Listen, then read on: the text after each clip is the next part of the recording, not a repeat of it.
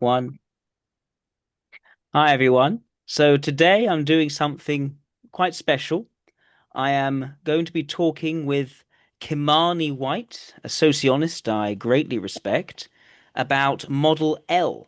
So, for those of you that don't know, Model L is a relatively new model of classical socionics. It was initially developed by Alicia Lowry, an old friend of mine, and Peter's, who, yes, first of all, basically gave her name to the model, L for Lowry. Now, Kimani, who has been a member of my diagnostic team, not that we do very much in the diagnostic team anymore, um, he has been working with Alicia to further develop this model, to make it more advanced, to make it applied to a greater number of different phenomena. So it's pretty advanced. It's very sophisticated. It's, as far as I know, not very well known, except on Reddit and some blogs. It's not really talked about at all on YouTube, as far as I know. So this is an opportunity for Kimani to explain his thinking on this channel, which I think has a pretty good viewership. So without further ado, Kimani, welcome. How are you today? Yes, I'm fine. I'm fine. Yes, it's just an idea that me and Alicia had when I first joined the diagnostic team and she was still active, and we were pretty much thinking along the same lines that Model A, like, it gives good information about representing a type, but it just seemed like certain block combinations aren't properly depicted by the model, right? So, for instance, you can think about, like, let's say like an ILE. You would say that their base function is ini, right? But then let's say their vulnerable function. Their vulnerable function is fi, and fi blocked with se is like as the function of model A describes. It's only like one dimensional, be very weak for them. But if you think about it, fi is also blocked with ne. Now, if you think about it, like someone of that type, like FI block with like NE, you wouldn't think that it would be like one dimensional. It's not quite the same idea as what's conveyed by the vulnerable function. And you can kind of look at it the same way with like multiple of other functions. So like you can look at the role function SC. Okay, what about SC blocked with TI logic, like introverted logic? So it didn't seem like you couldn't just say, oh well, that's vertically blocked, but that doesn't make sense because obviously there's a noticeable difference in the strengths, and you're talking about a very different aspect of the element. So we kind of had this idea that it could be like an actual extended model. We wanted to expand Model A. So we just kind of exchanged notes for a period of time. Alicia is like no longer active in the community like she was before, so I just kind of continued carrying the torch. But the basic idea of Model L is simply to just be an expansion pack to Model A. It doesn't really change the definitions of the Model A functions. And as a matter of fact, I made a point of retaining the exact same name of all the original Model A functions, which are included in it. The only thing that's really new is that I is some new terms for some new functions that were added on, and I've elaborated on the function dichotomies. So at the end of the day, Model L is more meant for people who have like mastered Model A and would like to use it for like more finer detail when they're doing diagnostics or like examining or understanding a type. Thank you. So, all right. So So, I did. am I right in Hmm? saying you have a presentation that you'd be willing to give to us? Yes, I do. I do. So I didn't want to do like a verbatim. So like I just go over like so I did do an intro to Socionics, similar presentation. It's a little booklet I reference here where I talk about like the origins of Socionics and how it relates to Myers-Briggs Yep. and describing the 16 types. Um, Hold on. And but I also go into a concept called monadic elements in this specific presentation. So everyone's familiar with the classical eight IMEs. Yep. So you have like your introverted sensing, your introverted intuition, extroverted sensing, and so on and so forth. So the premise that I bring forward here is that the alternate blockings of these eight elements can be thought of as like elements in their own rights. They have their own specific properties. Some people think of them in terms of being like the charges. Oh, there's a minus SE or a plus SE or minus NE and plus S. I don't frame it in that way, although you Yeah. can use that dichotomy to distinguish the different aspects of the IMEs. I prefer to do it along the lines of the strength dichotomy, right? So, for instance, so like with NE, right? So instead of saying plus NE as a designation for an ILE, I will say NET, right? So to denote that it's NE, but the strength domain that it's in is more logical. So, Right. and then similarly, instead of saying minus NE, I would just say NEF. So that would be NE and more in the domain of like the ethical, like in the domain of feeling. So when you frame it that way, it makes more sense. Instead of just calling it charges, I just call them monadic or sub elements. And what Model L does is just come up with like the functional positions for each of those different aspects and their alternate blockings. And it gives a way of like giving like an extended layout of the types. So like in Model A, like say you had a democratic type, like like an alpha NT, like an ILE, or a Yep. gamma NT, like an ILI. Yep. And you would have like the SF functions in the weak positions, but what Model A wouldn't show you would be the blockings for the aristocratic functions, right? You wouldn't have stuff in there from like the ST blockings or the NF blockings. So that's what I really sought to kind of uncover, like that little hidden bit that's kind of like logically suggested by Model A, but not explicitly shown. So, yeah. The part which I find contentious here is the Hmm. setting out of these monadic elements as being Yes. elemental in nature, that they Yes. are somehow the most basic um, part, the most basic building block of the theory. Right. I'd often considered the more traditional elements as being elemental, and that Right. the idea of blocking two together as becoming more molecular rather than elemental. Is that, I guess I'm wondering what brought about that difference, at least in terminology.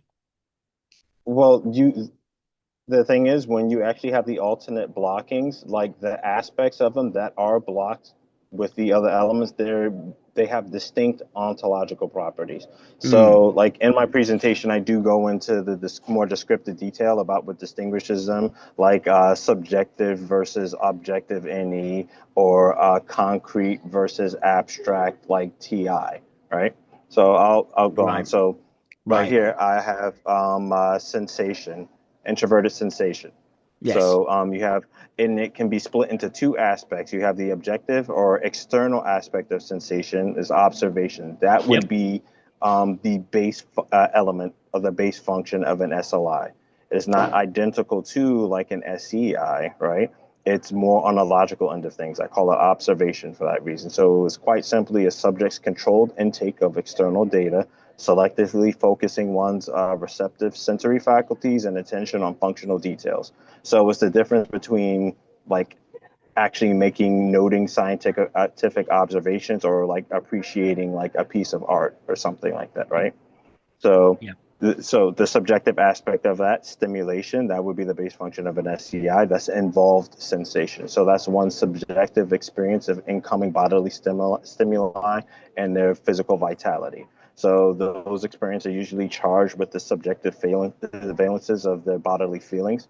So it's like basically think of it in terms of like physical qualia, right? It's the redness of red, like the taste of like an orange or citrus, right? Or textures when you're touching objects, like basically the physical qualities that you're experiencing subjectively, that would be stimulation. So Yeah. observation Yeah. would be like paying attention to like what's physically going on and noting the functional details, like in a more external, like more of a logical manner. And the other aspect of it is just your subjective experience of those sense data as qualia. So I guess the question I have there is just one thing for the audience. The use of Hmm. external and involved, for those who don't know, Yes. refers back to the informational dichotomies. Right. Sensation is both external and involved. That's what Yes. makes it sensation. But what sensation shares with thinking, logic, is that they're both external, they're both objectively shareable. Whereas Hmm. what sensation shares with feeling, with ethics, is that they're both involved, they're both vivacious, they're both felt to the Correct. person and the way of Yes. interacting with it. So what Kimani is doing here is he's showing how what sensation and thinking, at least in terms of this, what he calls the monadic element, is that the thing which is shared is the externality for SIT, and what's shared between in SIF is the involvedness. Just for a clarify that to people, what I wonder about here is when I'm reading these descriptions, it Hmm. feels like it does seem like two different things working together rather than one truer, more rarefied thing than what we had when we were just talking about introverted sensation. Maybe Yeah. that's So an impression, but so it you can think go on. about you can think of like the eight IMEs as sets. They're pairs, right? So Yeah. like when we're talking about like external versus involved, like external, like from what I've been able to analyze, refer specifically to the ST blockings, right? So Yes. if it's like sensory and logical, it's external. So it's the Yes. combination of two. So what people will talk about, like, oh, the intuitive versus sensing types or ethical versus logical types. I felt that the terminology there can be a little bit confusing with like rationality because like if you're talking about, let's say, like an intuitive type, and you're saying like you're talking about like an LIE, they're not necessarily like an irrational type. So calling them intuitive can kind of cause some ambiguity there. So what I will do is I will call that set of types abstract, right? So it's Yeah. abstract versus concrete instead of calling them intuitive versus sensing type. So that's one dichotomy. Then you would have, instead of saying like ethical versus logical, I would say subjective versus objective, right? So logic would be like an objective type of rationality and judgment, and then feeling would be the subjective aspect of like judging. Yes. But Yes. you can also split the perceiving elements. So, for example, an ILE's base function is objective, right? So you're just dealing with like raw concepts, right? Just and how they're logically structured. So there's not the subjective aspect of extroverted intuition. So it has its own distinct qualities, its own distinct properties, and it does have correlations with the other aspects of intuition, but it has correlations with multiple other elements. So what I'm doing is I'm defining the elements by their specific combination of Rhine dichotomy traits. So basically, each element is literally and ontologically speaking their unique combination of Rhine dichotomy traits. Can we that also puzzles me in terms of crossing the boundary from informational dichotomies to Reinin dichotomies, which would be type dichotomies. Right. I guess I'm wondering there whether is appropriate to differentiate these monadic elements, but by what are really type dichotomies when we're talking about elements. Well, here's the thing. So, like, we're talking about the informational dichotomies, like what they're colloquially called. They're not proper dichotomies. They're more tetrachotomies, right? So when you talk about Mm. something that's being detached versus involved, what it's really talking about is the small groups of like NT versus FS, right? Or if you're saying internal versus external, you're talking about NF versus ST. So, and in much the same way that like quadras aren't proper dichotomies, they're tetrachotomy. It's the same thing with these. So, Right, I don't think anybody right. set out to kind of like formally kind of like pin down these informational dichotomies, but these informational dichotomies are, strictly speaking, if you want to be mathematically correct with them, they're basically derived from the proper dichotomies. You can break them down to proper Riemann dichotomies.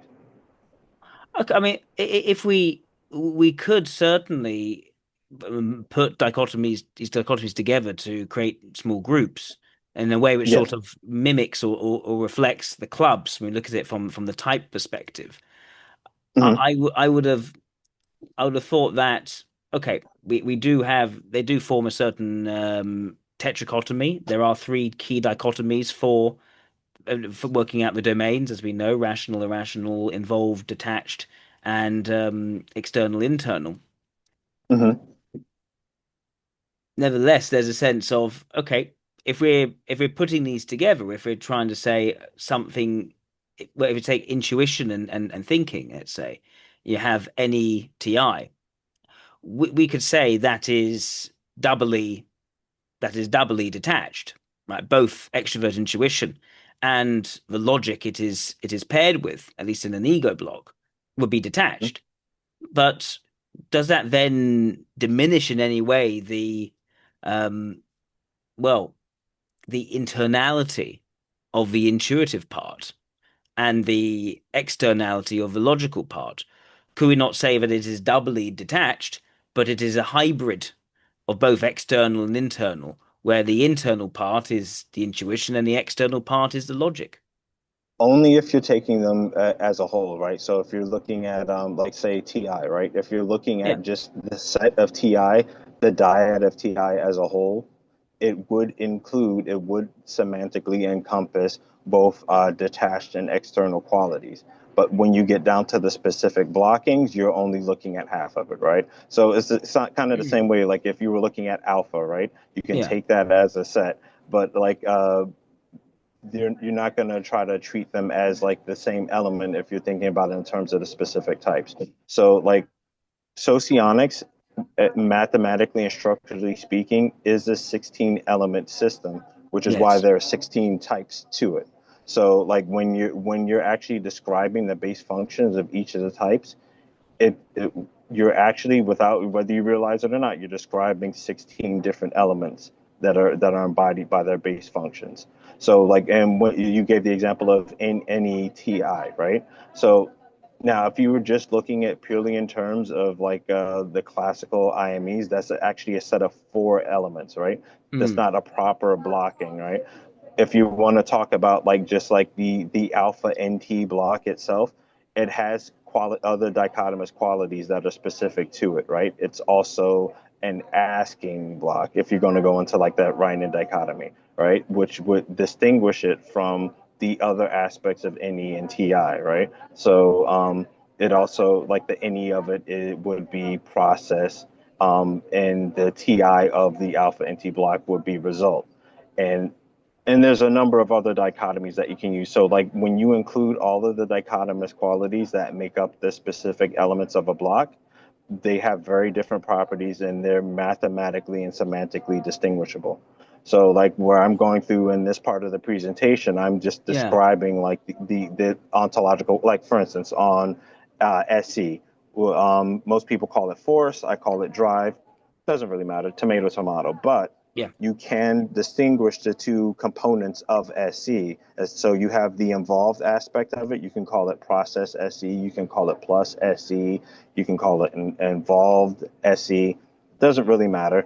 But at the end of the day, when you talk about it, it's basically physical motivation, right?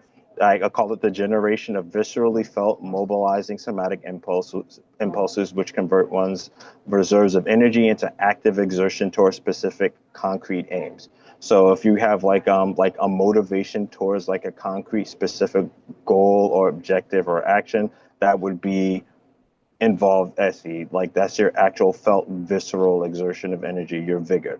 But then it also has Mm. an external aspect of it.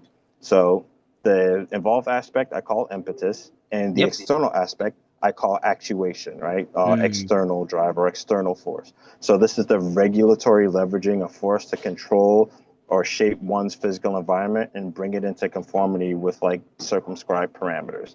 So it's more about how you modulate your force outputs and you regulate and you leverage physical constraints to kind of shape the environment in a particular way. So it's not so much like your felt visceral exertion of energy. It's just like, no, how am I finessing and modulating the forces that Right. I'm exerting and the forces in the environment around me? So that would be more along the lines of SLE, whereas the former would be more along the lines of SEE.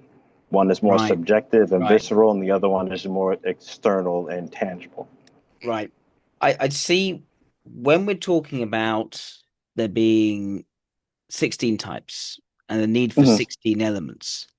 It Yeah. it strikes me. I think what I'm also seeing is in these descriptions, we're talking about elements as if they are types or just organisms in general working in the real world, doing things.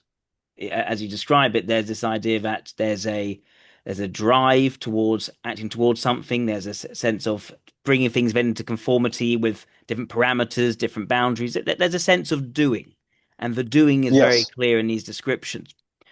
When, Yes. at least in the way which I'd conceived of, was it conceived, but what I'd worked out or understood what was meant by the elements, they need to be first of all metaphysical categories. And Hmm. so they need to be described as as metaphysical categories before we then get into what a certain organism is doing with them. In the The way I information conceived of aspects. the elements Hmm. as the passive part and the functions of Model A as being the active part. And when we start bringing in dichotomies such as asking or process result, that already implies a certain combination of the passive and the active to create what we know as being the type dichotomies. So if I Right. think of extrovert sensation, I think of something really passive, sort of it's kind of dead on its own. It's physical extension. And what are the dichotomies for understanding physical extension? Then I think, okay, what how does an organism approach physical extension? And then it's about the leading approach, it's the creative approach, etc. All the functions of Model A. And then what are the effects of that? And that's where I see the type dichotomies coming out. So at least in the way I think of a diagram of the passive, the active, Hmm. and then the combined being the type, it seems as though sort of like a wormhole has been created connecting up the passive with the type, and then those dichotomies feeding through to inform then how we understand the passive. And that then Uh, changes how we understand, or at least it's no longer passive. Well, there's a much cleaner, more literal take you can get on that, right? Sure. The actual metaphysical basis of what defines the IMEs, like as I alluded to earlier, it is the dichotomies themselves. So you can kind of think about the dichotomies like underlying quantum fields, right? And then like the elements would be like, like the actual particles Mm. that are oscillations of those fields. It's a bit of a rough metaphor, but Sure, sure. so they are metaphysical categories. I think they are very broad in general, and I think they're properties that are common to, like, if you're talking about any type of living or sentient subject, these are like basic properties to them that they will have regardless of like the specific physiology or morphology of the organism that you're talking about. They will probably have like some aspect or access to it. When you get to the actual functions, it's just talking about how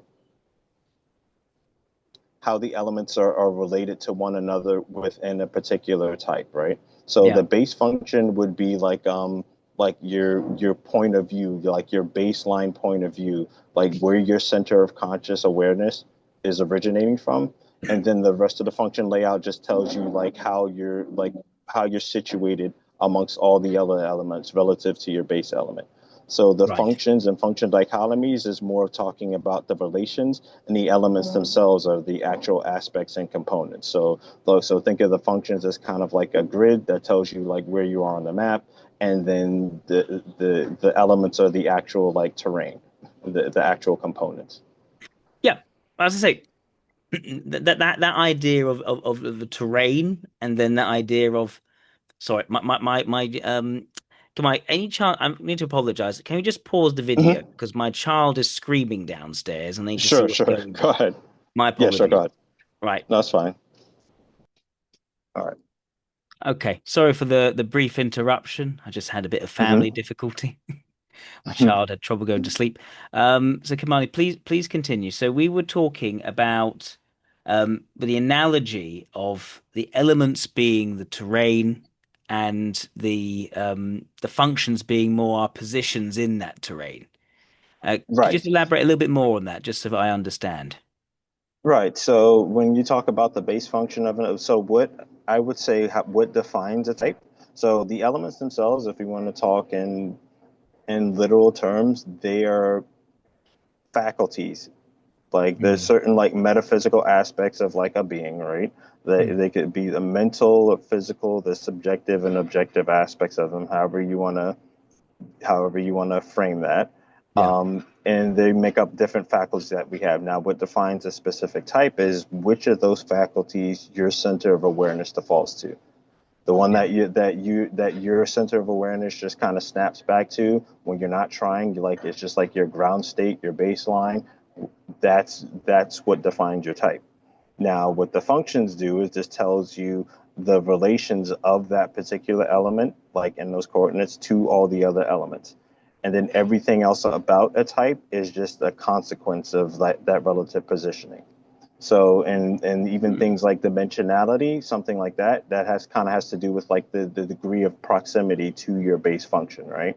So, like your base and demonstrative functions, they are basically metaphysically overlap, functionally overlap in a literal sense. So, they're you could say they're co-dimensional. They have the exact same strength, and then the farther away you get from that, in terms of like the whole space of dichotomies and elements, the lower the dimensionality is for you, the more difficult it Yeah. is for you to like access and use with any degree of sophistication. And it's also the reason why like other functions like in model A, such as the creative and ignoring, have identical dimensionalities, or like the role and immobilizing and so on, is because those particular functions are co-dimensional with each other. They share certain relevant dichotomies with each other, which indicate that they like kind of overlap with one another in proximity. So I will give an example. An example that I do like to give would be like, let's say the extroverted ST elements, right? So let's say like you're dealing with like an SLE, since we're talking about SE, right? Yeah. So actuation like metaphysically overlaps with another element that I call praxis. So that's the sensory aspect of TE, what I call process. Some people call it minus TE or process TE, doesn't matter. But and together that pair of elements I call implementation. It's just physical actions that you're taking to physically modify the structure or functioning of your environment, right? It's your literal physical tangible actions. So when you're using actuation, when you're modulating your force outputs to kind of shape the environment, you can't help but also be engaging in practice, right? Doing practice. You're actually Yes. modifying the functionality of Yes. things. You're modifying the workflow. So focusing on one necessarily entails focusing on another. What distinguishes like an SLE from an LSE is that the SLE is focusing more on the static structural aspect of things, whereas Yeah. the LSE is a little bit more engaged with the dynamic aspects of like how is this affecting the workflow, how is this affecting like the convenience of things in the Yeah. space, right? Yeah. So yeah, so and it's a similar thing. You can so I like using the ST blocks for my illustrative examples because the external functions are things that you literally tangibly observe and interact with in day-to-day life. Whereas like if you get into some of the other elements, those things may not be as directly observable. Like the NT blocks, I call this more of like the intellectual aspects of a person. Like so when you talk about thinking, you're in a colloquial sense that would be more like result logic, right? Or in process intuition. So that would make up the NT blocks. That stuff that's actually going on in your mental workspace when you're dealing with information in a detached cerebral way. But if you Mm. kind of shift perspective over to, let's say, the NF blocks, it's more internal. So you're dealing more with like process, FE, and result NE. So in this case, you're talking about like the innermost feelings of your being that kind of make up the essence of your being, right? And then you'll have like a result intuition is just like how you kind of stir that, how you conjure up like different visions of how you would like your ideals to play out, or different ways that you can act on your innermost ideals, right? So that would be like a result NI or a result NE whatnot. I'm getting a little bit into the weeds here, but there Sure. are very But real distinguishable aspects of these elements. I think where this can I call it a divergence? I think it's more framing the same things differently. But Yeah. where the divergence I think has happened isn't, as you Hmm. say, the idea of seeing the type primarily as something which comes out of the dominant function, at least out of the ego block. and that everything else is looked at in relation to that ego block, and the functions serve to draw out those relationships back to, say, the leading function. The Mhm, the way I had come to see it was more that you have the passive side, you have the active side. mhm, The passive is arranged into the active slots, mhm, and that then creates the type. So introverted sensation in the suggestive function is every bit as relevant to an ILE as extroverted intuition in the leading function. There's a question in terms of them all playing their respective roles. And of course, the leading function, due to the alignment of various function dichotomies, is the most overpowering of the model A. But I wouldn't have necessarily said that all aspects of a type come out of one part. I think it's all the parts together which create the type. Well, And it yeah, does, yes. So all the parts are there, all the parts are relevant. What I'm saying is what defines the type is which of those parts your center of awareness is based in, right? So when you say your base function is like so hmm, like by default, your natural state of consciousness, your awareness is engaged with any. Like you're actually yeah, playing around with like concepts and the connotations and implications of those concepts, right? So yeah, like and that's a certain like functional distance away, say, from like your visceral like SI sensations. Now you can deliberately shift your attention to any one of your functions, right? So, but at the mm, end of the day, I like to use the metaphor of handedness, right? Yeah, you're right-handed. You can shift to like using your left hand, but at the end of the day, you're going to default to using your main hand and focusing on that. And it's kind of something similar with the functions, except there's a right, lot more degrees of freedom with it. So like right, if let's say your role function would be like SC, right? You can shift your attention to like physically exert force in the world around you or force through your body, but your natural state is going to be more in engaging with possibilities with NE, right? So and even when you're directly focusing on NE, you can kind of like on the periphery of your awareness, you can be taking physical actions, shaping physical things, but your core focus is going to be more the extroverted NT, right? And then everything else that's part of you is mm, still kind of doing its thing, but that's not where the your conscious focus is most of the time, unless you make mm, an effort to shift your awareness to those things. So, um, I remember Andrew Joynton, aka Lao yes, Tsunami. Like yes, I gave like, and he took issues with like the way I framed things and like the 16 functions and all that different stuff. And I said, all right, I'm going to give you these definitions and descriptions of these elements, and I'm going to allow you to just like use that as like a conceptual introspective guide, and you can observe for yourself like how these elements, these parts of yourself are situated, and you can mm. notice how difficult or easy they are to access relative to one another. And you're just like, oh yeah, this actually works. I still disagree with you, but yeah, this actually works. Oh, well, that would be the I in practice. But yeah, no, but for those who don't know, Andrew Joynton is the fellow who very kindly designed the WSS logo, which happens to be Mhm. right here. This is Andrew Joynton's creation. So big shout out to Andrew Joynton and all the work he's Almost done almost on Monadic. any graphic or the table or design that you see in the Socionics community, chances are it was like created by him. He's a Yep, very prolific graphic designer. yep, very much. So yeah, so Kimani, what I'm inclined to do is basically say, okay, there are some differences in terms of how we've not in terms of how we understand the types, but more in Hmm. terms of how we understand the under the hood is Right. structured in terms of what preference is given to where the idea that consciousness is focused on one area. I could easily talk it being more the result of strength and value rather than necessarily Mhm. consciousness.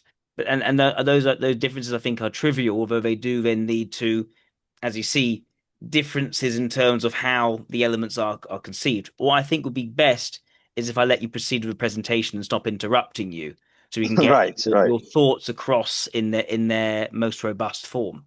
All right. So I think it would be important to just kind of get across like the different monadic or sub elements, just Mm. to introduce the cast of characters. All right. Yes. So all right. So we just covered SE. force or drive. So on the next panel, we have introverted intuition, the intuition of time. Uh, I I call it insight. So I try to frame the elements in terms of like faculties, things that you're like cognitively or physically doing. So and you can be broken down into two aspects. So is internal insight, internal NIF. I call that reverie. So Yeah. that's like fantasizing scenarios and aspirational daydreaming. It's basically one's inner reflection on the flow of events, be they historical or fictional, in terms of their narrative significance and subtext. So to like put it in very simple terms, like whenever you're conjuring like any type of scenario and mentally prescribing like certain particular qualities or conditions, you're using like internal NIF. So Yeah. like if I tell you to think of a pink elephant or think of like a green apple and rotate it in your mind, or think about like the apple rolling down the hill, like you're imagining things like that is the aspect of that internal aspect of NIF is basically you're conjuring qualia in your mind's eye and playing them out in a scenario. So that would be like the base function of an IEI. Now, the other aspect of it would be the base function of an ILI. I call that apprehension, detached insight. So it's a nonverbal understanding of concepts and awareness of temporal trends. Insight into events in terms of their strategic implications and how they're likely to play out over time. So it's basically just like the raw grokking of concepts and getting like their practical and strategic implications. So it's not so much like, oh, I'm imagining this flight of fancy thing. It's more of like, all right, this conceptual content that's in my mind. All right, what are its properties? Like I'm grokking its properties. How is that going to play out given X, Y, and Z? Right? And what is likely or eventual based off of this conceptual understanding that I have. So it's two different aspects of it. So like reverie would be you going back to like more of the obscure dichotomies. Reverie would be result, right? Mm. And the process of it would be like apprehension. Apprehension is just like the raw conception, what you're grokking, what you're grasping there. Reverie is like how the result, how you're mediating it. It's just like, all right, it's kind of like the opposite of the observation. Instead of just like looking at what's empirically happening, you're conjuring in your mind's eye what you would like to happen given certain specific conditions. So, yeah. So, moving along, we Do you know have what? extrovert. Hmm? My apologies. One quick thing, Kimani, just for the audience. Process Yes. and result. How would you define it? Process and result. I kind of think of it in terms of like metabolic content versus like how the metabolic products are mediated, right? So in the examples that I gave earlier, I will use sensing just because it's much more concrete and something that people can relate to. When we were talking about SI, process SI would be SIF, like stimulation. Those are the actual contents of your sensory inputs, like all of the qualia that you feel, that you experience, like when Mm. you see the different colors, the different auditory sensations, the tactile sensations, the gustatory, like chemosense, all of those qualities that are getting like you're receiving and integrating within your awareness at a physical level. That's the content. That's the process, right? Now, the result element, I think of in terms of mediation, observation. So it's more of like your controlled intake of that information. So it's not just so much the contents. You're focusing on like how you're directing your sensory attention to focus on particular details, picking up on the functional details of things. So it's a different. So like an SLI is going to approach SI in more of a physical diagnostician's way, right? Whereas the SCIs, the aspect that they're getting at, the process aspect, is more aesthetic. And you can do a similar thing with like with SC. When I gave the example of impetus, that would be process SC, right? So that's the actual like your felt like ontological level, like exertion, your physical motivation. That's the content of SC. That's the actual oomph and energy and vigor that you have like stored up in your body and that you're actually exerting to pursue something, right? Or go towards something. Whereas the result aspect of that actuation, that's more of just like how are you finessing forces, how are you leveraging constraints to make things happen and structure them in a particular way. So it's not so much the contents of the force, it's just like how the force is being modulated and leveraged. So it's not the metabolic content, it's how it's mediated. Another example I would give, well, I kind of briefly alluded to this before when I talked about the NT blocks in terms of process result, process intuition, like whether it be ideation or apprehension. That's just, I call it conception. It's just like the raw concepts that you have in your mind, all of the connotations like of like whether they be like immediate like past experiences or whatever, just like the concepts that you have. And then result logic would be, well, I'm kind of jumping the gun on it, but like it would be just like the actual like linguistic or logical structure in your mind that you use to frame and specify those concepts, how you delineate those concepts, right? How you explicate those concepts. So you'll take our types, right? You're an ILE, I'm an ILI. Yeah. We primarily start from raw conception and then we move to articulate, right? With our demonstrative and creative functions. We articulate either like in terms of like the abstract categorical logic or more of like this the specific particular logic of what we're trying to apply the information to. So, but it would be the reverse if you were talking about like a result logic type, the rational NT types. They start from like the actual explication, the logical explication of things, and then they use that to encapsulate the conceptions, right?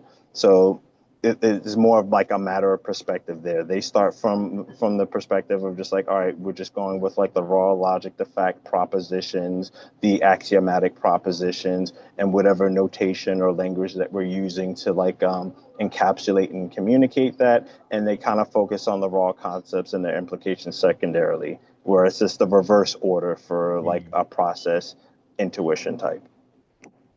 All right. Thank you. So, Yes. so I guess a summary is that the Kamai's definition of process result is that the process types they focus on the conception of it for its own sake primarily, whereas when it comes to result types, there's a certain sense of deliberateness in terms of what is it going towards, how is it being done, and why is it being done. And it Is comes that down to the appropriate? nature. It comes down to the nature of the elements themselves. So I kind of use the NT blocks as an example. I'll bring it back to something concrete, back to the ST blocks, right? So the process elements in that block is process logic. I call it configuration, right? So Right. that's the actual like tangible materials like of like your body or like the matter that's around you, right? So Mm. like the static version of that, I call that habitus. So that's the actual Yes. stable like structural configuration of like systems and objects and things like that, right? So and then like the dynamic version, let's say we'll have like a Stone Age like axe head, right? You have the habits of it, just like the actual design of it, like how it's chipped and flecked and actually shaped into something, right? And Yeah. that's the basic physical structural format of it. But then when the different applications of like that Stone Age axe head, the different Mhm. ways that you use it to achieve different functional results, that would be praxis. That would be like a TES versus TIS. So, one being put into functional motion that is, in a situational basis, and then like the actual stable aspect of it. But then to actually accomplish that, how do you mediate all that? So I actually call like so result sensing. I call it modulation, right? So the introverted aspect, the internalizing modulation of it is observation. Is how do you modulate incoming like inputs of like objective data, right? Mhm. So you're taking in the information, the forces of the space around you that like are hitting your sensory faculties. You're directing your attention on and attending to those faculties to pick up on specific details in particular ways, and you're figuring out how things are working and how they're functioning and playing out, right? And then the opposite of that, actuation. You're not so much like receiving the data of everything. No, you're actively shaping things around you. You're modulating your force Yeah. outputs Yeah.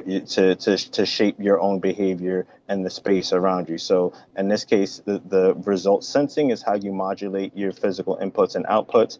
And then process logic is the Mhm. actual like material composition of like the subject in whatever space they're operating in. Yeah. It's funny. It feels almost like one's the passive and one's almost the active. The result approach is the active, the idea of doing and working with it towards something, and the passive is very much just f taking in the full conceptualization of the thing itself and all its different components.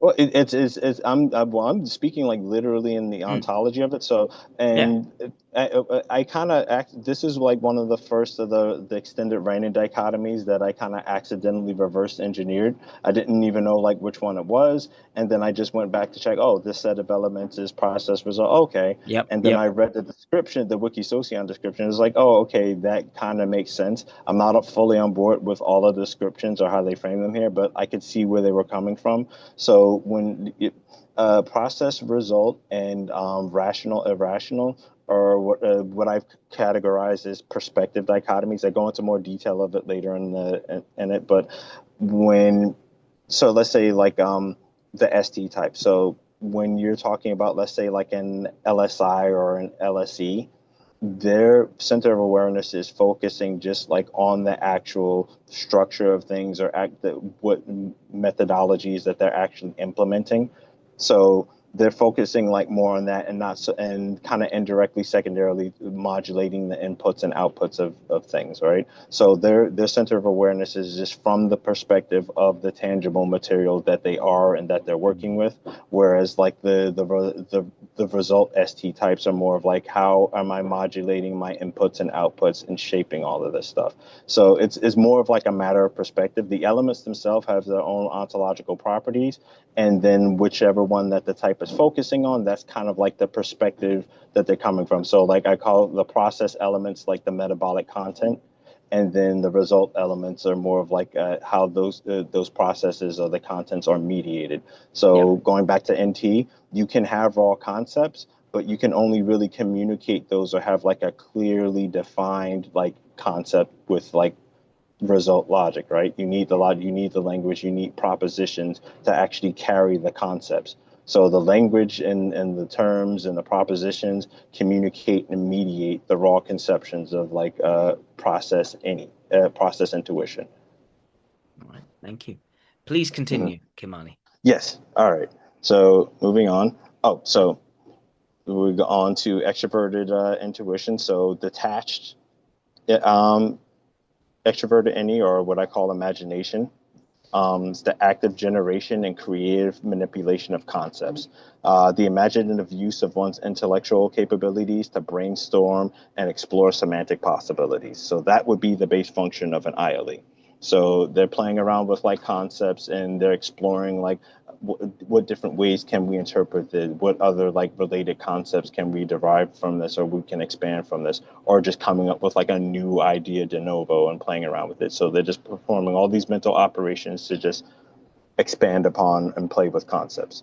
Hmm. So, but then you have the other aspect of it, which I call inspiration or internal imagination. So, one's inner sense of potentiality and spontaneous impulse for creative expression, drawing upon previous experiences to imagine novel ways of doing things, activities to explore, and other opportunities for personal growth. So, in this case, this one is a little bit more motivational, right? So, it's not necessarily like ideas, it's more of just like how you're actually coming up with like creating like de novo motivational impulses, right? So like whereas like an LSI is kind of focused on more like, oh, this is the concrete procedures and ways of doing things that we already have. This is more of like the IEE's approach of just like, oh, let's just like change the iterations. Let's mix things up. Like, what if we did this?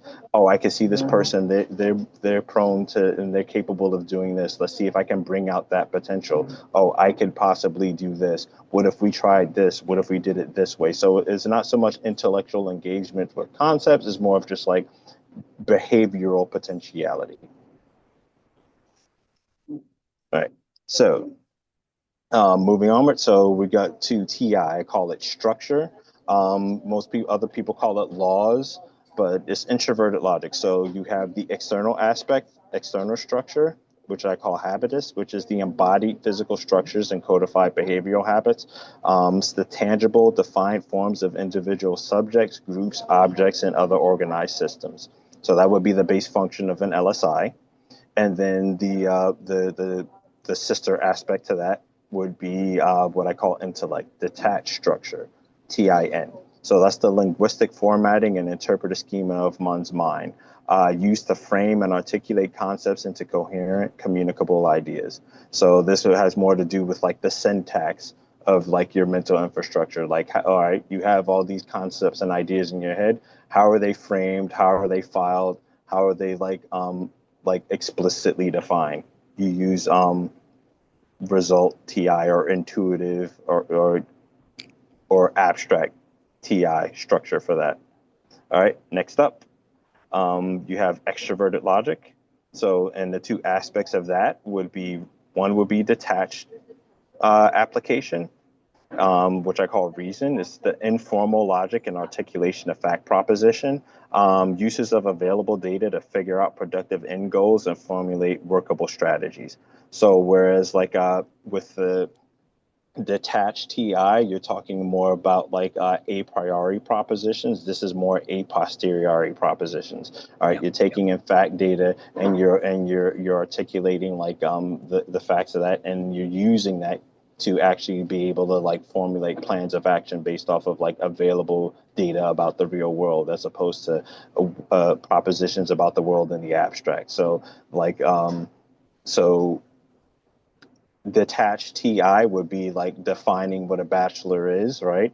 And then detached TE, that applying that would be just like, oh, we're talking about this specific demographic of bachelors and the specific data is particular to them, right?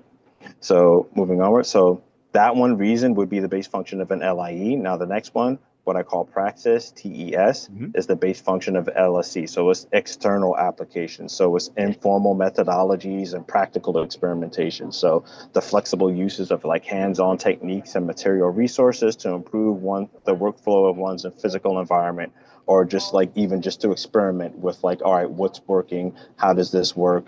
All right, how can we modify this? And you can just think about it like in terms of like let's say like Thomas Edison, just like trying out different materials to see like what can how he can make his incandescent like lamp, right? or Hmm. or like Henry Ford coming up with like different assembly line procedures and methodologies, right? So you're actually just applying the material tangible resources that you have to like modify workflow. All Yeah. right. And so now we're getting into ethics. So the first one is introverted ethics, FI, what I call character. And it's two components, are soul and animus. Now, soul is your inner character. So that's your inner values and ideals. It's the totality of one's foundational convictions, moral inclinations, and abstract notions of what's inherently worthwhile in life.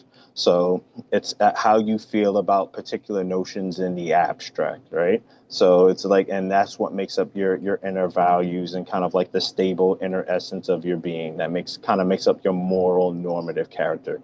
Now, the more concrete aspect of that would be animus, what I call involved character. So it's your volitional preferences and relational bonds. So that's where, when most of the time when people call like FI relations, they're talking about this aspect of it. So it's the totality of a subject's stable, visceral attitudes of affinity or aversion towards particular individuals and concrete objects of experience. So that would be like what the ESI focuses on. So it's not so much more of like the abstract ideals with them. It's more of like, all right, who's important to me? What do I like and dislike? What are like my concrete priorities that I'm going to make more important in my life? If there's a conflict, which is going to be more important to me? Which should I keep away from me? Which am I going to draw towards? That sort of thing. Um, then we get to FE, emotion. I haven't changed the name of that, but I have added the two little subcomponents. So you have affect, which is FES, involved emotion. So it's like one's physiological moods and expression. So it's the physical conveyance of somatic feelings that mediate sensory experiences, both within and between subjects, using aesthetic signals and kind of creating atmospheric vibes. So like little physical affectations, like if someone tickles you and you ha ha ha tee hee hee, you laugh, that's FE. You're conveying like a specific physical emotional state. If you're doing like even physical gestures or like contorting your face to smile or frown to just convey like those feelings, you're and affecting the somatic experience of someone else, that would be FES. Now, the abstract or intuitive aspect of that is what I call sentiment, internal emotion. So it's your inner opinions and passions. So it's deeply felt emanations of emotions, which are conveyed through dramatic rhetoric and symbolic gestures, often inciting others to feel and act accordingly. So if you're dealing with emotion like at a rhetorical level, you're trying to sway opinions and make people think in a certain way to influence opinions. Like anybody that's doing like public relations or propaganda or giving a speech to kind of stir things, they're leaning on this aspect of FE. So it's not just physical affectation, just doing gestures and smiles or just like aesthetic things. This is more of like shaping people's opinions and aspirations using rhetoric or symbolism. And then I kind of get on to what I call modern socionics. So So, modern soci yeah. my apologies. Just one quick thing. Yes. How does result and process play out in extroverted ethics as you've shown there? What makes FES result and FEI um process? You mean you mean FEN, FEN? sorry. Yeah, yeah, yeah. FEN, sorry. All right, so like, all right, so FEN is just like your actual like internal like sentiments towards like some particular issue, right? So like when someone's feeling, oh, there ought to be a law against or for X, Y, or Z, and it's usually about like some type of contemporary issue or some kind of considered scenario. Like if you're thinking like, and we're thinking about and blocking in terms of like result and I in this case. So Yeah. like if so instead of like FIN, which is just like your abstracted values, this is more of like your opinions about like some contemporaneous issue like in the real world or just in your imagination, right? So and you're feeling a particular way about that, this is how things ought to be. We ought to take action to do this. We need to ameliorate this in the world, or we should come together to accomplish X, Y, or Z. So that's like your Right. actual concepts of your passion. Now, the sensory affect of it is you're just kind of conveying aesthetic impulses, right? Using like whatever medium, whether you're just like using like art, like just like drawing a cartoon or using like your facial expressions or vocalizations, you're just kind of conveying somatic impulses, like whether it's propagating like within your body with like that emotional charge that you're feeling, or what you're emitting to other parties using with whatever other gestures that you have to kind of like get them to kind of sync up with your physical affectations. Yeah. So it doesn't really have so much like an opinionated content, it's just more vibes kind of thing, and you're getting other people to kind Right. of yes. Right, but and that's interesting because before we were talking about process and results in terms of the process being a bit more passive. It's about the content and it's less Hmm. about what you're doing with it. Right. Whereas when it comes to whereas we're talking about extroverted ethics and sensation, it's it's just the expressions, it's just the moods, it's just the tones. There isn't a real direction that you're trying to take it towards. It's not aiming at some kind of result. But I guess what you're saying is that it is just the result and no sort of opinion behind the It's result. yeah, it's the transmission of like it's like so I kind of think of it in terms of like if whenever you're just kind of giving off a vibe, like how you're kind of presenting yourself in a particular way, or how Mm, you're kind of emitting. It's like you're just emitting the vibes from your body and just using like whatever means that you have, like whether it's just like your actual physical emission of your body, or you're just yeah, like using like some type of other medium like art or something like that, or yeah, music.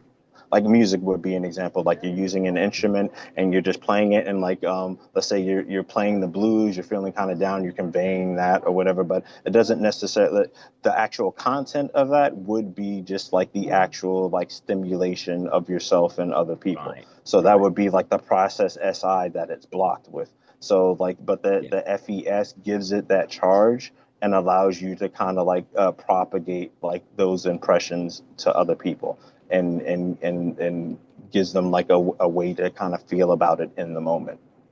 Whereas, like, if you're the intuitive aspect of FE is more about, no, this is my opinion, the content of my opinions about this particular issue or issues. Okay.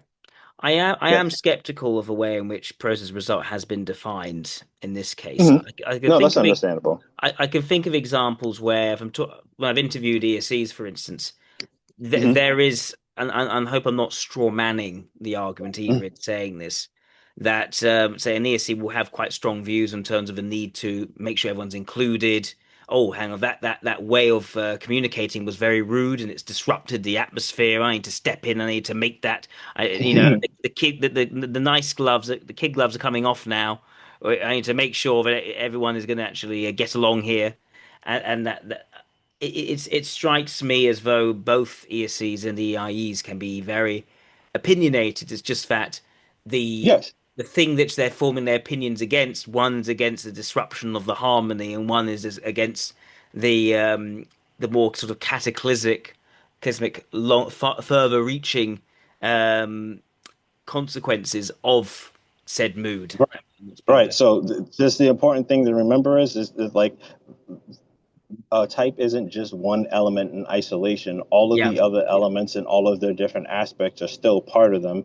And that's where you kind of get into the functional positioning of things, right? So, like in sure. ESE, their base function is going to be what I call FES, affectation. They're still going to have sentiment, but it's not going to be their base function. It's going to occupy a different position. So, at some point, after my follow up to this little presentation, this document, so there actually is a meaningful point of departure between this and Model A in terms of how you define like intertype relations. Yeah, Because when you actually have a 16 function layout, a lot of the intertype relations that are seen as like asymmetrical in a full like 16 function space, like in a full dichotomy space, they actually mathematically become symmetrical relations, and there's significant differences, not completely different, but significant differences between like how you would describe, let's say, supervision or like look alike in kindred or kind of similar, but it kind of changes depending on rationality. So I will have to get into that right, in a right. follow-up document. But in terms Sure, of just sure. describing individual types, the description should be more or less the same, more or less proximate. And Model L is backwards compatible to Model A. The only point of meaningful departure between them would be Yeah, in the functional descriptions of intertype relations. yeah. I immediately think, hang on, has Kimani broken the benefit rings? And if Kimani has broken the benefit rings, then that sort of breaks the definition I've been trying to form for process result. So Oh, well, here's the thing: the actual those actual set of types are still there. Like, so if yeah, you so if you define, however you define the semantics for the dichotomies that define those rings, yeah, those set of elements, those set of types are still there. It's just that they're not just like unilateral relations, right? They become more symmetrical. And all right, so like we'll give an example. So let's say like between an ILE and an LSC, right? So yeah, they still have they're still part of the same ring, like the EIE and the SEE. They're all still part of the same set. They still have like yep, that yep, same element. I'm trying to think of what I call that element, profusion or profusive type, whatever. But like, and specifically going back to my example of like the ILE and the LSE, they're still gonna they have what I call uh, augmenting or instrumental relation, right? Whereas the relation between like an ILE and an EIE, I will call it more of like a galvanizing relation, or so yeah, right. But yeah. but So but by saying the symmetricality, that's mhm. what that is the point. The asymmetricality creates direction. Right, And if you make it symmetrical, there is no direction. And the way I've been trying to conceive of process result is not, my view is not as something which you can find in the elements themselves, but right, rather as something which comes about from the different types moving in a certain direction in relation to each right. other. But Got yeah. yeah, but fair So enough. Yeah, yeah. My thesis on that point is that the asymmetry, like so, you can kind of divide intertype relations like between like the ones that actually map on to the model A function. So that would be between like types within the same or opposing quadras. Yeah. So like this like intra-axis like type relations and then interaxial type relations. So the between like democratic and aristocratic types. Yep. Like those are the ones that where the math gets kind of weird. So I think how we define like the classical intertype relations are an artifact of assuming that the model A functions are comprehensive, and we just kind of shoehorn fit the projections onto, let's say, like, oh, like the supervisor is projecting onto your vulnerable function or whatnot. And I would say like, oh well, no, in this system I would say it projects onto the both types project onto one another's Yes. negligent functions. Yes. So yeah, so Okay. we could kind of that would be like a discussion for another day. It's And another I discussion. I agree. I yes, agree. yes. Please continue, So Kimani. all right, so I get into a little section here in my presentation where I define what I call modern socionics. So it's basically an umbrella term for any like 16 function extrapolations of like 8 function layouts typified by classical systems like Model A, Yep. as well as like whatever other theoretical insights that you can like derive from that. And beyond identifying like 16 monads as the fundamental elements of the soci, basically it has implications for the intertype relations, like we alluded to. Various socionists might be able to posit differing terminology or methodology or semantic schemes for their approaches to the theory. But if they apply the full dichotomy structure of socionics to map out a 16 function framing, they're operating from what I call the modern paradigm. So, like, and I refer to my own 16 function layout as Model L, which fully maps to the Rainin dichotomy space and directly expands upon the central functions. That's what I call Model A, to introduce like 8 additional positions that I call the radial functions. So, then just what I meant by dichotomy space. So, like we have the Rainin dichotomies, but we also have something called like the Tensor-Mianev dichotomies. That's a different way of framing and dividing the set of elements that make up the socion. But like right now, it's just kind of like more of like a mathematical extraction. And like Mitch Newman, I think he goes by Varlowind online. He did a Yes. proof to like to demonstrate that there are a total of like 16 of these spaces, which include like Rhinen and Tensor. But I'm not getting into the weeds on that. That's like Yep. I'm just focusing on Rhinen. we Sure, we sure, have sure, sure. we have meaningful semantics to work with there. All right, so the reigning and function dichotomy. So basically, as with Oshra's early insight that the 8 information elements are present within every type and could be accounted for with a corresponding function model, the same holds true with like the 16 monadic elements they're composed of. However, Oshra's Model A doesn't actually provide a full functional accounting of the 8 classical elements since its layout is limited to showing only one of the IME's 2 blockings for any given type. So Hmm. the result of this is that Model A presents about half of a TIM's functional makeup. So Model A isn't wrong. My contention is that it's just incomplete. So each of Model A's 7 function dichotomies are actually conjunctions of 2 analogous Rainin dichotomies for a total of 14. However, the structure of Model A is centered around a 15th axis dichotomy of what I call conduct versus transduction, but it's classically referred to as like aristocratic versus democratic. We don't have Yep. to go into like the technobabble there, but it just depicts the functions and block pairs on one side of that dichotomy. So the key to fully extrapolating the function model is to distinguish and articulate the 14 function dichotomies implied by the 7 outlined in Model A. And by doing so, the function structure is extended to the full Rainin dichotomy space of the Socion, allowing block pairs from both sides of the aristocratic democratic dichotomy to be represented.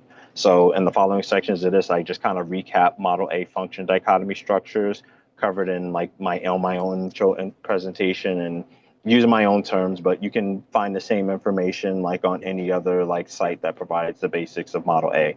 And then I explain how they translate into Model L function dichotomies in small groups, as well as identifying like the Rainin dichotomies that they correspond with. Yes. So the first pair is what I call the parameter dichotomies.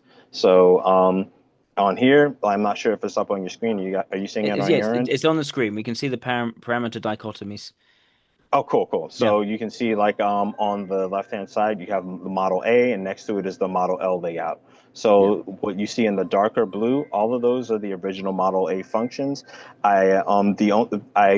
The only real difference is that I use an alphanumeric code, so I don't have to like number it 1 through 16. I just do like 1 through 4, and there's just add A, B, C, and D.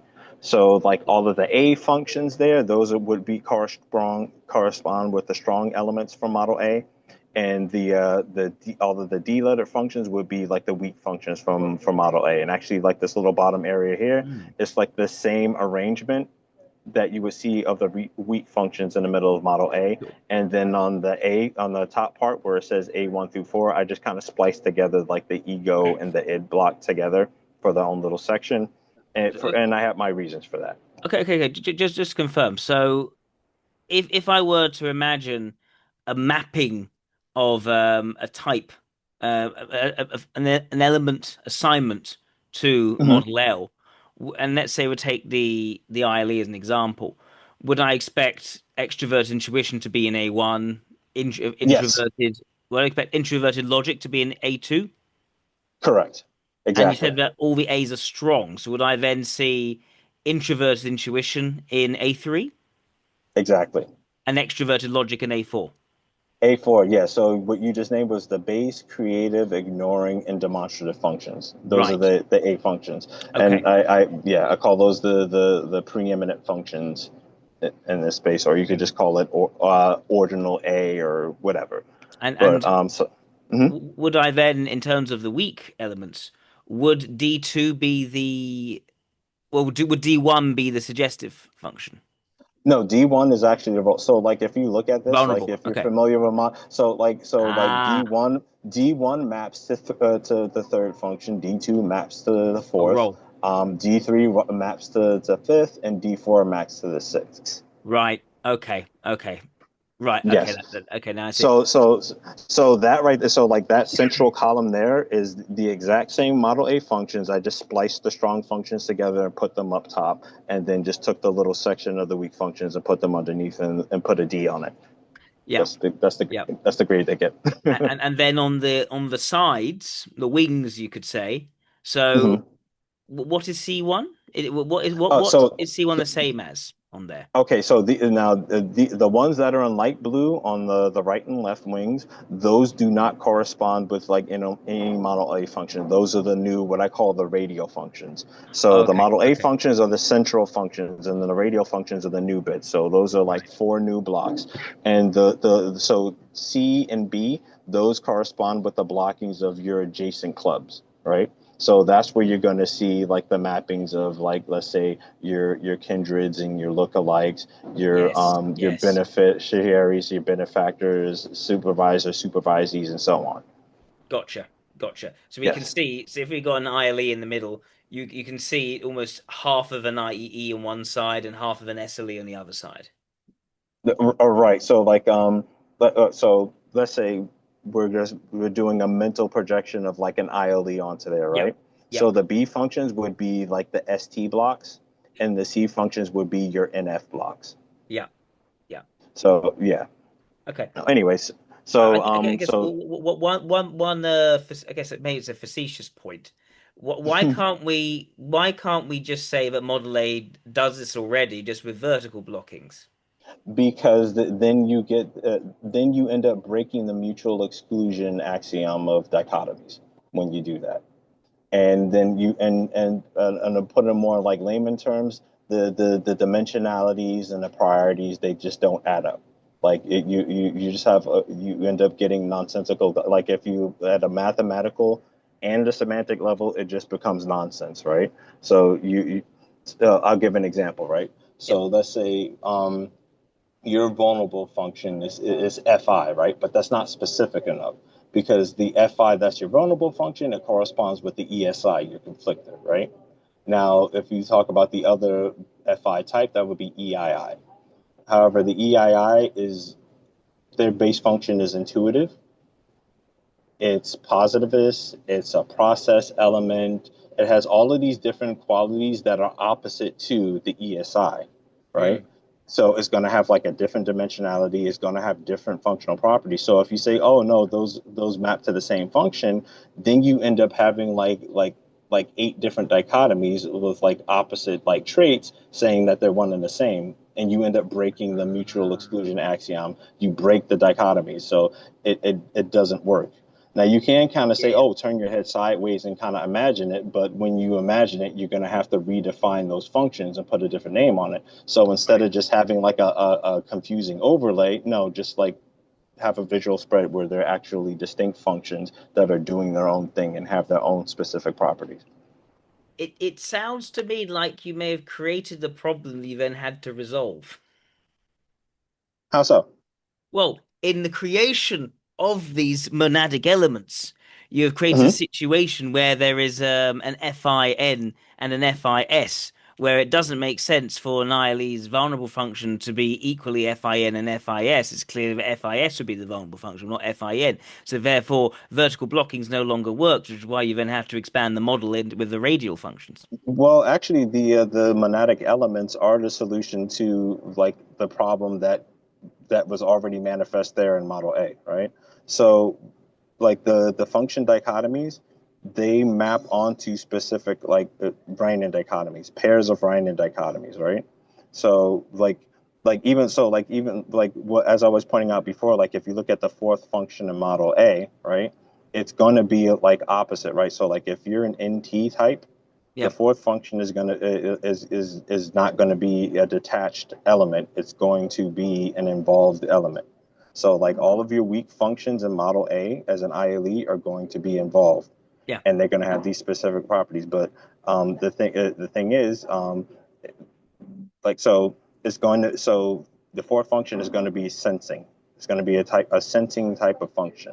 So in order to disambiguate that from like what an EII is doing, you're going to have a specific function with function dichotomies that accommodate those differences. So you can't, and then there's also the issue of like that you have these other dichotomies that are also mapped onto like for instance like your let's say your mental functions, right? Oh, they're all static, right? But included in that is also the dichotomy of like asking, declaring, right? So like you as an ILE, all of your mental functions, or as you call it the public functions, right? Yeah. They're going to be asking elements. They're asking blocks. Now that would correspond with an ESI. An ESI is a static and an asking type, right? But even though an EII is also static, they're not asking. They're declaring. They're not sensing or what I would call concrete. They're intuitive or abstract, right? Yeah. There's like a number of different dichotomies. So in order to keep the model from just being an arbitrary hodgepodge, that means something different depending on how what angle you look at it or how you want to arbitrarily redefine it. Like it can't be these two opposite traits along multiple different dichotomies at the same time. Like you either go with the logic of dichotomies, or you just say, oh, it's just something that we just use as like a loosey goosey metaphor that we suspend whenever it's convenient. I think I've been lost somewhere. I'm trying to track Hmm. back where I lost you. Right. So we were talking about an EII as opposed to Hmm. an ESI. And an EII, yes, that is a declaring type, and an ESI is an asking type.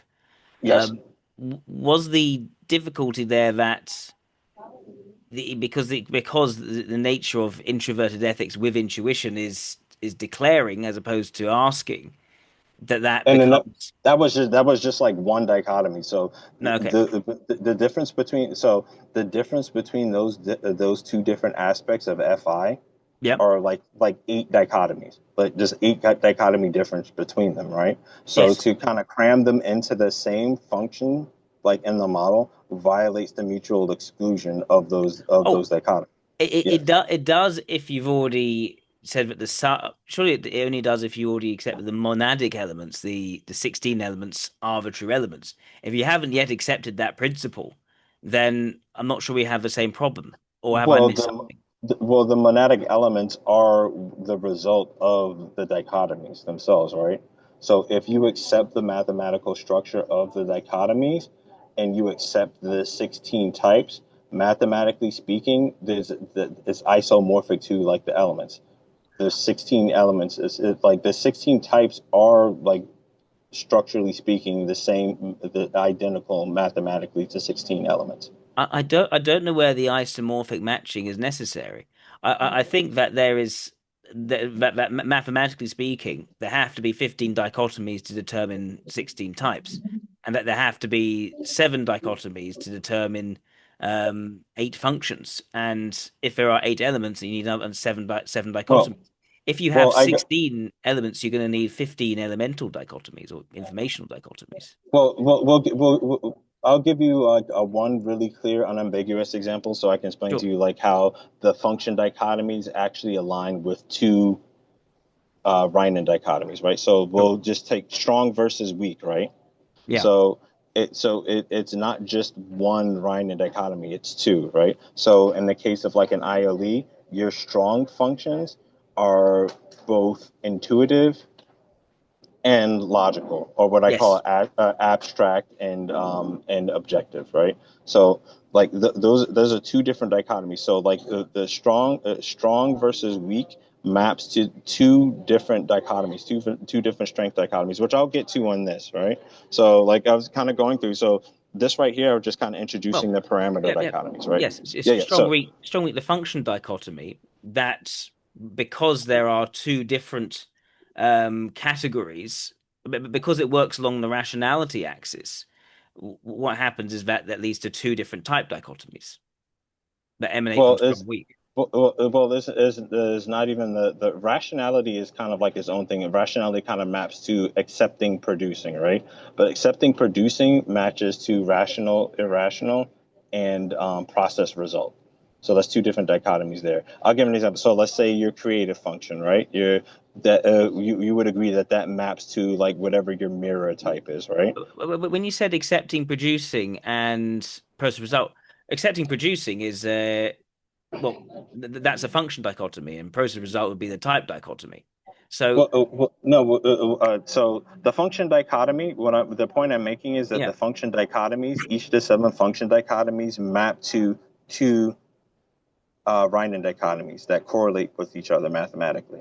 So, like strong versus weak, that yep, correlates to two different strength dichotomies, like intuitive versus sensing, and like ethical versus logical, like in the classical vernacular, right?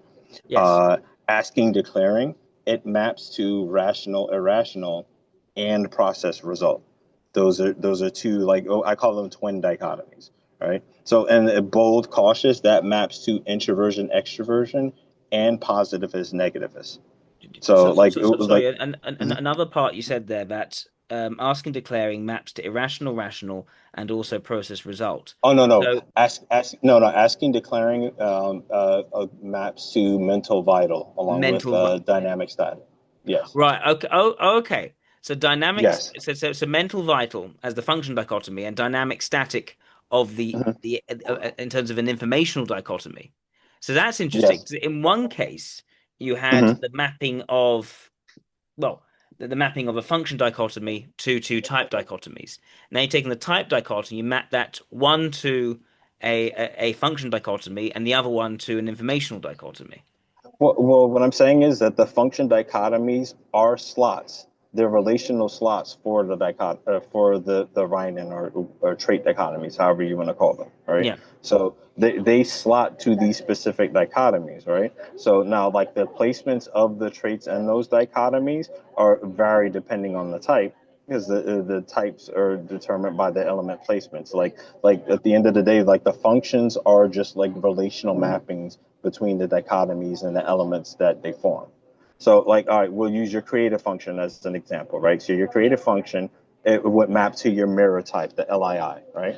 So, and a lot of people say, oh, well, it also matches to your what is it? Your supervisee, was it the LSI? Yep. Right? So, but the Oh, thing is, it it can't wouldn't. My creative function wouldn't map to. exactly. Yeah. it can't map to that, but people assume that, and that's how you get like the asymmetry of like those relations. We said, oh well, because the supervisor is projecting onto like the vulnerable function of the supervisee, and the supervisee is projecting onto the creative function of the Right. supervisor. So that's where you get the asymmetry definition from, because it's this artifact of like force fitting those projections inappropriately on model A. I guess the key thing here is this tendency to want to map different parts of a theory onto other parts of a theory. That seems to me to be as to have been well, I was talking to the head of the Jungle. And Mhm. he was saying much the same that the reason why you need Model G is that you need to be able to isomorphically map Model A both across the aristocratic democratic axis and the process result axis. So I'm wondering if there's a similar these we wouldn't have any of these arguments of these problems if we weren't trying to isomorphically map different parts of the theory onto other Well, parts of the theory. so here's the thing. So the theory should be like if you're dealing with a coherent theory, like it Hmm. has to be like an integrated whole. Like the parts have to fit together. If you have parts that contradict each other, logically contradict each other, that means Yes. something's wrong, something's wonky. Yes. Now as far as like Model G, it shares like the same limitation of Model A with being incomplete, but it's I've also checked the math on that. It's actually like it like Model A is like correct but incomplete. Model G is incomplete and partially wrong. Fair enough. Because I agree on the partial wrongness makes itself very, but no, the problem is it's not partially wrong. By being partially wrong, for the sake of it coherence, it's entirely wrong because every single other element of it is affected by the one aberration. But Well, yeah, it has some issues. I'm not trying to dunk on Model G. That's not no, the fine, point here. I'll But stop I'm doing just that. saying I do it too much. Yeah, you're gonna have like the same issue with any eight function model, like any eight function representation, however you frame it. You're gonna kind of have this issue because right. Socionics as a system is as a 16 element, Yes. 16 function system, and this is just an inevitable like product of Yeah. having like those 15 dichotomies. This is Technically, the like part I'm missing. The technically, part I'm missing, the yeah. part which I don't understand Hmm. is why um, you need the isomorphic mapping in order for the theory to be internally coherent. Because the type model of itself should map the maps the Socion itself, right? So like when you have these function dichotomies that are slotting and mapping onto particular Riemann dichotomies, we can agree that a theory is supposed to be a conceptual map of some aspect of reality, right? It's supposed to be a mental model of how something is in reality and how it works, and it's supposed to help you, understand like and explain it, and that also help you make like predictions, right? Yes. So the problem is that we have because Model A, Austria just kind of just stopped at the eight functions of Model A. You just, oh, well, Jung just identified like these eight psychic functions. So, and he didn't really flesh it out. I'm just going to create like formal function positions to define those eight, and we'll call it a day. But in doing so, she ended up having a disparity, structural, like mathematical disparity between the type model and the theory's modeling of the Socion itself, right? So, like, you have like these dichotomies that define the types, but these dichotomies define the elements too. Like the types are just are just defined by an individual's relation to one of the 16 elements. So you have like these 16 degrees of freedom that define the types, but that's because there are 16 elements. Like you have technically 16 dichotomies. We only count like the 15 because yeah, I was actually getting into that in this page here. So Yeah. we'll circle back if you still have the same questions. So Yeah. so the parameter. It's gone back. The argument seems to me to have gotten circular, where it's that the number of elements need to be the same as the number of types, and that's the part which it's not clicking for me. Um, Okay, I, well, I, I, I can see how you Well, can reach. it's not Yeah, that the number of elements needs to be the same as the number of types. right. Is that the number of the types the number of types results from the number of like elements in the system. Like the that's the structural mathematical property of the system. Like when you're talking about the 16 types. So I'm not saying, oh, there's 16 types, therefore there's 16 elements. I'm just saying, like, no, the actual math of the dichotomies defines 16 elements. And so, like, and the types themselves are just like how a person can, the 16 different ways to that one can relate to those set of elements. When you say the math from the dichotomies defines the 16 elements, which Yes. dichotomies are we talking about again? I don't like want to come like across as obtuse. like literally all of the dichotomy. I'll give an example, right? So like you're an ILE, right? Yeah, So let's say all of the Rainin dichotomy like traits, all of like what you call the type traits, the Rainin traits yeah, that define you as a type, that's specific to like your base element, right? So like an ILE, let's say they're they're in abstract. People say intuitive, but I'll just say, all right, we'll say it's intuitive, it's static, it's asking, it's extroverted, it's process, it's positivist. Like just going through down yeah. the list, right? It has its own Right. unique combination of those traits, right? That Yes, but the type has those 15. You could say technically 16. We know the null dichotomy. Fine. The 15 dichotomies that define the type. Yeah, we got that. We understand the type. But then why do those then have to be looped back for defining the dominant function well, or because the elements in the dominant function, I the should say? actual function because the actual functions themselves are determined by like the function dichotomy conditions, right? So like what circling back to what I was talking about before, like what determines the strength of a function, what determines like the value, the accepting, like what defines a function is the function dichotomies, and the function dichotomies are what's Yes. isomorphic to like the Riemann dichotomies, and the Riemann dichotomies define like the elements. Like Yeah. it's it's all one coherent system. There's not like a disjoint or disconnect. It's literally Right. the Right. same system. Yeah. It's just one big structure, and then when you identify a Tim, you're pointing to like one little node of that structure and saying this person, their consciousness, like their center of awareness, is just kind of based right Yeah. there, and like its relation to all these other nodes in the structure, that's like and the semantics of that, that's what kind of defines the essence of what it means to be that type. Right. So it sounds to me, correct me if I'm wrong, that rather if you take the approach to model A, which is Mm-hmm. basically in terms of numbers 7, 7, 15, 7 information dichotomies, 7 functional dichotomies, 15 type dichotomies. And instead we're saying that for it to be coherent, it needs to be 15, 15, 15, and those 15 are all the same. It's just 15 dichotomies. Right. Is that So right?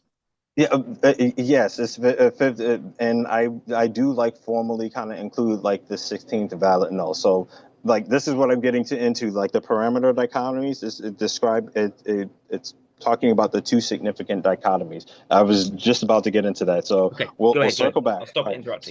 So this is this so talking about the parameter dichotomy. So this set of function conditions corresponds to what I call the parameter dichotomies. First, there's the set identity or G1 dichotomy of valid null, with the valid condition defining the entire set of the Socion and null being anything outside of that framework, right? Yeah, yeah, Then there's what I call the metabolic axis dichotomy, which corresponds with the central radial functions of model A and determines a type's area of metabolic specialization. And this maps to aristocratic democratic. So conduct types or aristocratic types specialize in metabolizing alt conditions that govern behavior, while transduction axis types or democratic types specialize in metabolizing is conditions underlying cognition. I don't go into the details explaining the semantics for that. Let's just roll with it. Just so conduct, if you hear that, that means aristocratic. Transduction, Yeah. that means democratic. So the 8 central functions comprise the entirety of Model A, while the radial functions refers to the 8 additional positions represented by Model L's extended layout. Yeah. So in Model A, central is effectively treated as identical to the valid condition, which is why it provides an incomplete representation of a type's functional makeup. So aristocratic, democratic, and is treated as the same thing as like valid, null in terms of like the function dichotomy. So it's treated as trivial. Aristocratic, democratic is trivial, and but and it only shows like one side of that dichotomy. So if you're showing like a democratic type in Model A, it's only showing the democratic functions and blockings and block Yeah. combinations Yeah. and combinations of like random traits, right? It's not Yes. going to show like the aristocratic combination and vice versa for aristocratic types. So like that's kind of like a little mathematical quirk there. Yeah. So in any case, the central axis has the most lopsided disparities between usage patterns of its functions, while the radial axis is more metabolically balanced in terms of its usage patterns, which generally tends to be in support of a type's central functions. So like I said, so the two, just to recap, the two parameter dichotomies are the set identity of the Socion and aristocratic democratic. They kind of correlate with each other. They're conflated in Model A, so and you just get that level of resolution. Yeah. So, and as you can see on the screen here, you see like the axes. So, like the dark blue, as I mentioned before, that would be like the central, and then light blue is the radial. Yes. Now, coming up next, you have what I call the facet dichotomies, or classically known as the strength dichotomies. So, this corresponds to strong, weak in Model A, and the capacity or club small groups that I described in my introductory presentation. Yeah, whatever. Yeah. These two dichotomies have to do with how accessible and easy to use functions are for a type. Yeah. In this and following segments, I'll briefly outline the Model L equivalents in describing the functional tetrachotomy groups they combine to form. So there's longitudinal facing. So you would know that I call it foreground versus background, but it has more to do with like logical versus ethical. That's what it maps to. Hmm. So then you have like object facing or objective types that most readily deal in situations and scenarios in terms of their objective conditions, technical details, parameters, and with subjective factors tending to be more in the background of their awareness. And then the opposite of that, where you have the subject facing or subjective types that are more readily engaged with in personal and interpersonal aspects of the world, like i.e. people's subjective impressions, attitudes, moods, and motivations, stuff like that. So, and you're looking at the little chart on here, the A and the B functions in dark blue, those will be like your foreground functions. So those are strong in the ethical versus logical sense. So you being like a logical type, or as I call an objective type, you would have like the NT and ST functions would be in the dark blue, and then your NF and SF functions would be in the light blue. So, and then the twin dichotomy to that, I call that latitudinal facility. So that's like intuitive versus sensing. So, but I call the function dichotomy for this facile versus resistance, which determines like what facet of a type's information processing comes most easily to that individual. Right. So types with so like whereas the previous dichotomy is just like how which functions are you most likely to engage and interface with the world with, right? Yep. Like how you get along. This one has to do with just like, all right, how easy, how smooth is it for you to use this function? Is it facile? Is it like like a well-oiled machine, or is it more resistant? It's not lube, and it is more draining to use. All right, so you have types with concrete facility, or what people know as the sensing types, that Yep. most easily occupy themselves in attending to or actively engage with the physical conditions of their body and the world around them most of the time, Yep. finding states of reflection or imagining alternatives relatively taxing to main focus on for extended periods. And then the inverse is true for the abstract types. that are more comfortable with being in their heads, so to speak. So like they're more easily at maintaining direct focus on their thoughts, their internal thoughts, conceptualizations, inner sentiments for extended periods of time, and engaging with the physical world and attending to like the sensory inputs. It takes conscious effort for us. So Just to yeah. confirm again, just to remind myself, if this is an ILE, is are the facile functions going to include the ones of the IEE?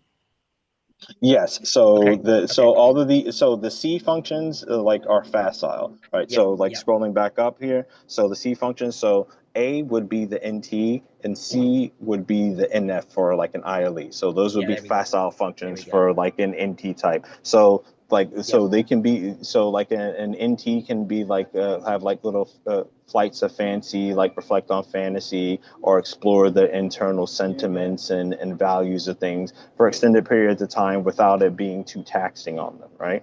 Whereas like even though an ILE like they're more of like a logical type, they can lean into their ST functions when they do engage with the physical world. It's from like from the facing of like the ST blocks, they're doing like the mechanics of things, dealing with the tangible aspects of things, but maintaining direct focus on that will kind of like tire them out, and they will kind of revert back to being in their heads a little bit more. Okay. Okay, that makes sense. And can we just scroll up just quickly to use that example with the previous um latitudinal? Latitudinal, right? Okay. So was it one? No, sorry, longitudinal. Sorry, longitudinal. Okay, so that yeah, so that would be the ethical versus logical, Yeah, there we foreground go. versus background. Yes. Oh yeah. So what did you want me to clarify here? So, for Just like instance, wanted me to an recap?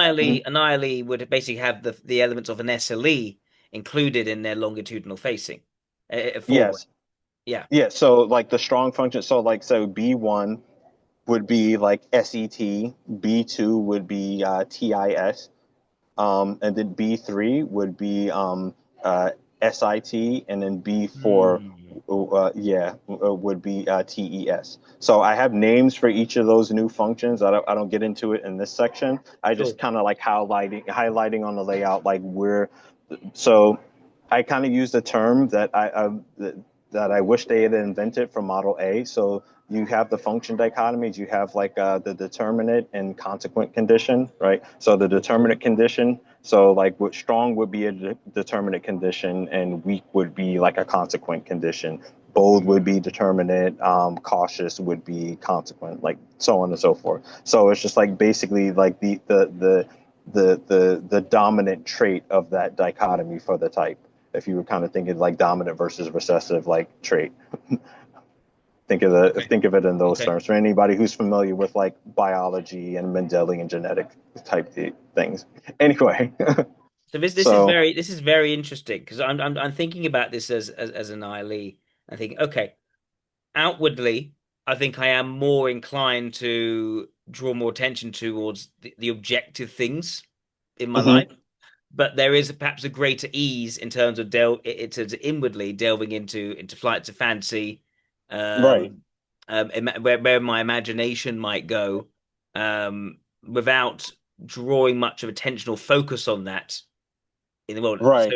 So you're not going to engage with the world too much with your NF stuff. Like you're going to mm, engage with it more of like in terms of the NF factors, but like in like just in your own private like awareness, you're going to kind of be able to lean into it. You can articulate it like it's still there, but you don't normally lead or engage with that kind of thing. Like with oh well, I feel my ideals are this, and it's like it's more of a like well these are the objective factors, and this is how I engage with it and like in instead of just like with the social aspect of things like you would with like your SF like in dealing with like energy exchange between people you kind of you're much better at like the more mechanical things as like in NT type even though like you're not a sensory type you will more engage with the physical world in terms of like the ST elements.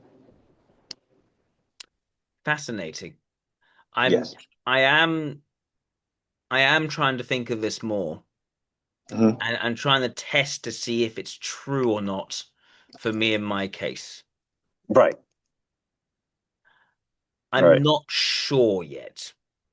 Right. A given time, like all of these things, like these are stuff that I use myself as like a reference point Yeah. and just kind of just like, all right, does this match up with my experience? So like I like everything I did from top to bottom, from like when it came to defining the semantics of the 16 like monadic elements or all of these function dichotomies, all the years that I spent working on these details was using myself as a like a starting frame of reference, and Yeah. then also referring to just like other people that I whose types I know, and just kind of, so like I already know my phenomenology, and I can Yeah. kind of use all these structures to kind of like conceptually like use it as an introspective guide. Yes. And like even like Lau, aka Andrew Andrew, yeah. Andrew Joynton, like yeah, he too has his misgivings about like how I go about doing it, but he couldn't deny that like, oh yes, I can actually use your definitions to observe different parts of myself and notice how easy they are to use relative to each other. Yeah. Yeah. No, no, that makes a lot of sense. Okay, so in still in Model A, I assume it's not so different to Model A. Would you still think Van Eyman Eiley? I haven't had any doubts that you're an ILE. I know a lot Right. of people like, well, most of the factors that people point to against you being ILE, like don't like that I've heard like don't really support the argument. Like they're pointing to other traits that are just like, oh well, the I think they're more of kind of idiosyncrasies of you, and they're just kind of broadening that out into like a typological thing. That's my opinion. But like from Maybe. what I've noticed, like you do seem to be much more cerebral than hands-on. You're not. I don't think you're like an Yeah. ST type. You're definitely No. not an NF type. You're not coming in like leading with like your sentiments and your inner passions that much. You have inner sentiments and passions, but you engage with Yes. logic, and you're very much in your head, and you're like, I remember like watching like your wedding ceremony and see your family members talk about like what a quirky kid you were, and like what a wild imagination you had, like, Yeah. and that Yeah. lines up with like my experience of you. You're very much like with like concepts and imagining things and daydreaming and stuff like that. And I have a very hard time seeing you being like a very hands-on ST type or like Yes. a very sentimental NF type. It doesn't make sense to me. Sure. I'm trying to play back the longitudinal and latitudinal Hmm. function. I'm still not fully across the terminology in Yeah. terms of what I do. Do I bring more focus and attention to ST stuff or NF stuff, basically? Right. I think as a So. psychologist, it's in my Mhm. role, I am bringing a lot more focus on the NF stuff, especially when I'm talking to people about their motivations, why they do what they do, and also being able to explain to people why they feel a certain way. And I use logic to bootstrap my way there. I use Right. Socionics has helped a lot, but that's sort of what I've been drawing a lot of attention to. At the same time, people will say, well, at least in how you approach theory, you are very sort of anally retentive, and you try to make it all bottom up, and you sort of you take issue a certain. I mean, there's another thing. This is also why I wanted to actually have you on here because Right. when it comes to dealing with someone who also is very advanced in their understanding of socionics, I'm not actually that. I'm actually. I come across as more loose than say if I have if I have say Ibrahim or Rowan on here. You see, when you're operating at this level, I'm not actually anally retentive. It's just that I'm dealing with these ideas with a certain level of sophistication, which is very hard to come by. And you put me next to people of similar levels of sophistication, they can be even more exacting in terms of how things Oh, go right. together. It kind of reminds me of like, all right, so like you can have like people that are like NT types, right? But you can still have like variances, like, oh, someone like with this cognitive area, like you can have still have people that are more mathematically inclined or more linguistically inclined, but Yes. still clock like a same G factor or similar level of G factor or whatever. Um, I would say like, all right, so in your case, right? So what your profession is, like you're a psychologist, you're a counselor, like that deal. So I actually call like the all the intuitive blocks the psyche of a person. So it's like your Mm. intellectual, like your mental faculties, and your spiritual like existence, your spiritual aspects. That would be NF, right? Yeah. So Yeah. like it would be very hard for you to take an ST approach to that. No, it would be literally impossible for you to take an ST approach to that because you're the subject matter that you're Okay. referring to is entirely in the psyche of a person, which is all their intuitive blocks. So you're talking about like the internal like sentiments, the internal values and priorities, and how they think about and frame the world. So usually when we talk about like cognition, and I think it's kind of like an NT bias, and most people that are super nerds into typology think of it like all of it in terms of like the cerebral aspects. But at the end of the day, like if you talk about the sensory blocks, that has more to do with actual physical processes, physical attentiveness, and physical action. So like what you're actually physically, mechanically doing at any given time, what you're physically engaging with, Yeah. those would be like the sensing blocks, the concrete blocks, all of the stuff that has to do, and which is why I don't like using thinking. Like I prefer logic. It's more broad. Like when I think of thinking, I think like the result logic of the NT blocks. That's thinking in the colloquial sense, just like, oh, the actual propositions you have floating in your head and that you write on paper. But like actual process logic is the actual methodologies and actual like materials and tools and stuff that you're using. Like, and that's like literal logic in itself. But one would be hard pressed to call those thoughts unless you're Yeah. like being all like panpsychist or whatever. But like, yeah. Okay. Fair enough. So I thought it was just worthwhile just asking that question in terms of how it practically works. Please continue, Kimani. Right. Okay. So now like, we go into like these four little clusters of functions. I call them capacity groups, and they map onto the clubs. Yeah. So like the functional small groups derived from crossing these dichotomies form the four capacities of the Model L layout, which are lettered A, B, C, and D.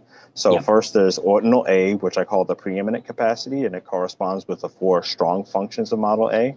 So these functions are both foreground and facile, meaning that a type readily uses them to interface with the world and has no difficulty with actively focusing on them for extended periods of time.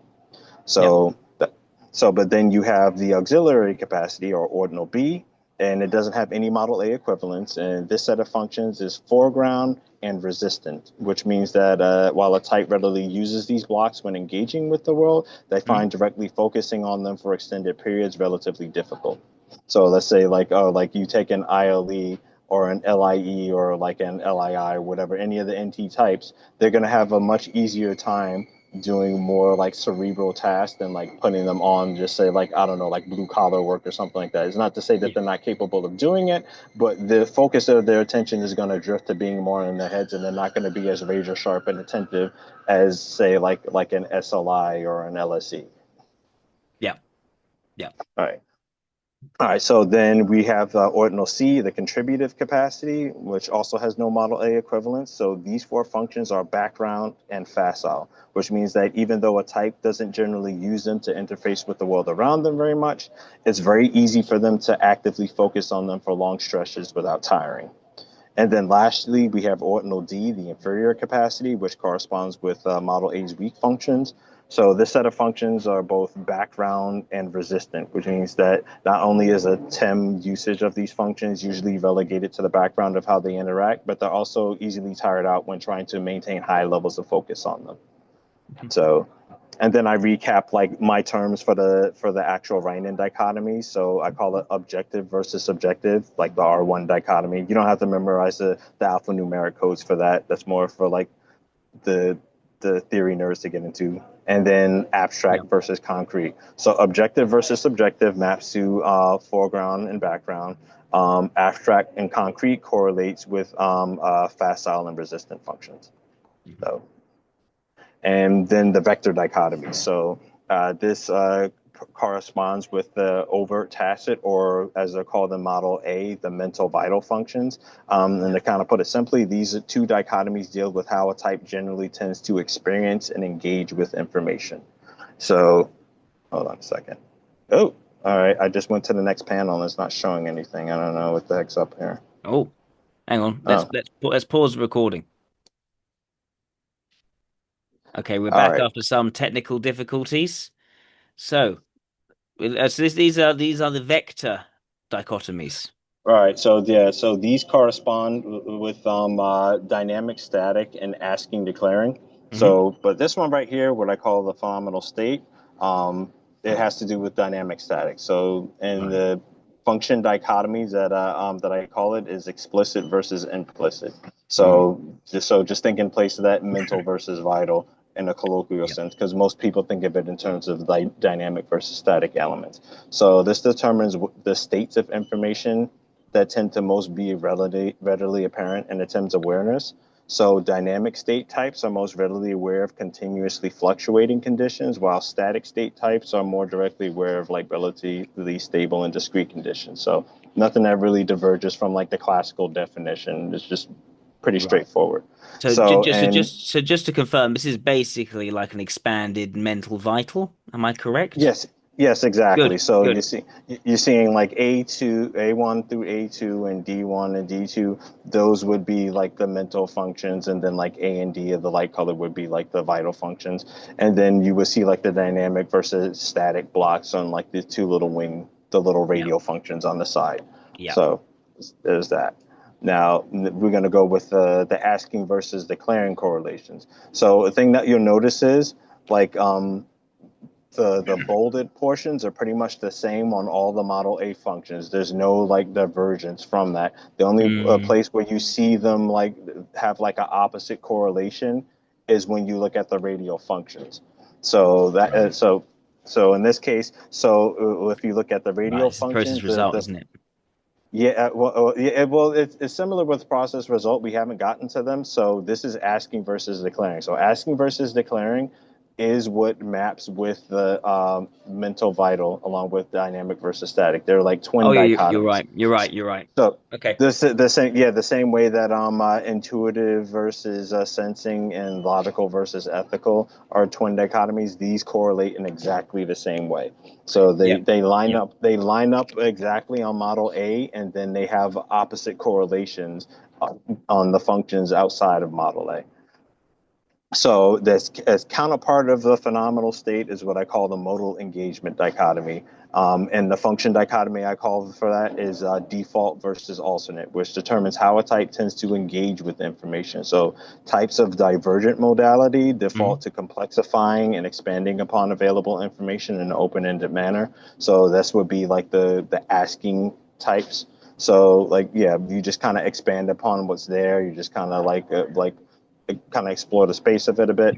And then the opposite of that would be those of convergent modality or declaring types in classical terms, which default to simplifying and consolidating information towards conclusive ends. So, and I guess it kind of roughly corresponds with like a term that like we said divergent versus convergent cognition or whatnot. So, but in this case, the definition is a little bit more broad. It isn't like just specifically cognition. It could be just like in terms of like behavior. But so I give an example. So, like if you're using like the static NT blocks, which are like asking or divergent, it's a little bit more about like expanding upon and exploring the space of like a theoretical frame. Whereas like the dynamic ST blocks is a little bit more about like, all right, strategizing or just like, all right, what is most likely to happen? What is the most workable plan, most feasible plan given the empirical conditions that we have? So yeah, but Yeah. don't get too lost in the weeds there. No, no, fair So, enough. okay. All right. And then I just go into like how they form functional small groups in Model L. So you see up top the Model Hmm. A example. It's just simple as that. Dark blue is the mental functions, light blue is the vital functions. But then when you go down into Model L, it kind of breaks down into four different color codings, and I call them the vergence groups. So the intersection of these two dichotomies is a tetrachronomy I call vergence groups. So there's the overt vergence, which corresponds with the mental functions of Model A. These two block pairs are both explicit in the Tim's awareness and engaged with by default. Then there's the apparent vergence, which has no Model A equivalent. So this set of functions is explicit in the Tim's awareness, but only engaged with on an alternative basis rather than by default.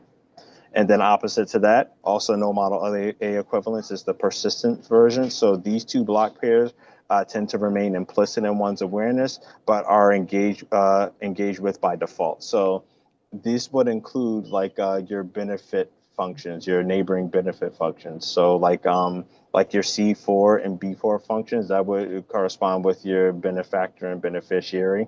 So these are a part of Oh, a set of functions that are kind of engaged with by default, even when you're not like consciously like I'm, focusing on them, or but they're not explicitly in your awareness unless you switch over to kind I'm, of pay attention to them.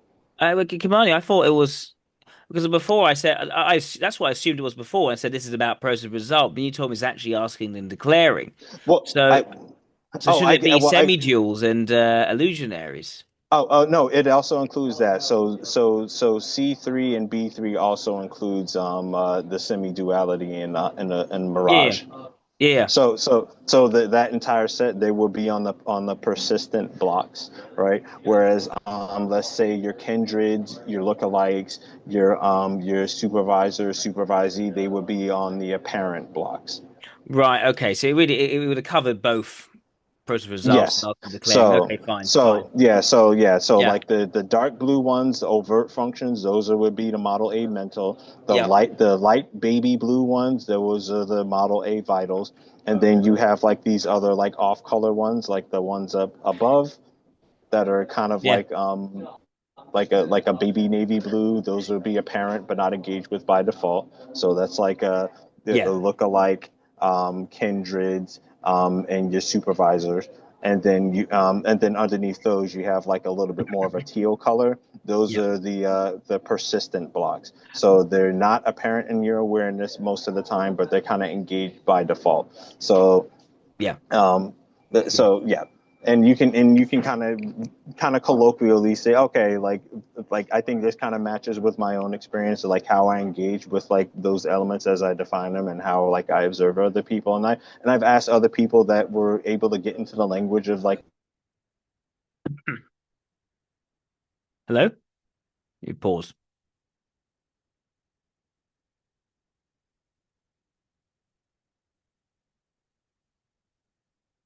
introspection while using the structural framing of the theory to kind of like guide that and Yeah. keep it like in a way where I can actually like do things like check the linguistic consistency, because at the end of the day like yeah, socionics, there's like a math portion to it, but the hardest part is just like plugging in the semantics to that math and making it like a really tight linguistic discipline. Yeah. One thing I would suggest, Kimani, is Yes. maybe using primary colors as opposed to mint green, a pale forest green, a very light indigo, and a sort of mid navy. Right. Yeah, I do have like in my other notes, I have like more different like primary colors. I probably should have gone with that. It's just that yeah, I was kind of sticking with the color scheme that I did with my previous one. But you're right. I if I were to redo this, A actually, trivial come to point. think of it, no, actually, come to think of it, like in my actual notes, I have like green and yellow and red and blue. Yeah, yeah. So yeah, I actually anybody who actually does go into the PDF, it opens up like a lot of these things are like hyperlinked to like the actual like notes documents to them. Hold on, hold on, and Kimani, it Kimani, showed. don't get ambitious with tabs on me now. Oh, right. Okay. Anyway, we'll close that for now. Just so anybody knows, if you look at any of like the little headings on in this document, they're hyperlinked. So they go to little entries that elaborate on them more. And yes, there are more primary colors where there are illustrations on Hmm. those documents, fortunately. Okay. So, all right, moving along. All right. So then there's the track dichotomy. So these pretty much correlate with a valued versus unvalued functions of model A. And Yeah, these dichotomies deal with the kinds of metabolic ends Tim favors and leans into. All right. yeah. So there's the functional alignment dichotomy. So this has to do with Mary versus Sirius. This one I kind of use like a different Mm, language and different terminology for. So like it's not going to be necessarily familiar, but I will translate. So sure. functional alignment dichotomy. The function dichotomy of this is favored versus menial functions. So like I have two different senses of value. So I had to get like a little bit more finer with my distinctions instead of just saying value versus unvalued. So you have the favorite versus menial, and it's defined by what metabolic aspects the atom functionally favors as ends in themselves. So types of the synergizing alignment, those would be your Mary types, Yep. favor collectivizing metabolic ends, while those of optimizing types favor more personalizing metabolic ends. So optimizing would be the serious types. Yes. So Yeah. it kind of Yeah. has to do, yeah. So it kind of has to do with like the interplay between like Fe into Ti versus Te into Fi. It also includes the irrational functions of those blockings, but I don't get into the nitty gritty of like all of the semantics and the elements. Although that's Sure. in my separate entries and stuff. This is just quick overview.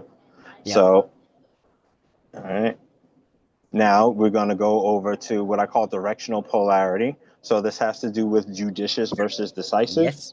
And the function dichotomy for this is called prevalent versus subdued. So all of the dark blue functions on here are prevalent, and then the subdued ones are the light blue ones. So this determines the overall leanings of a type's metabolic outputs.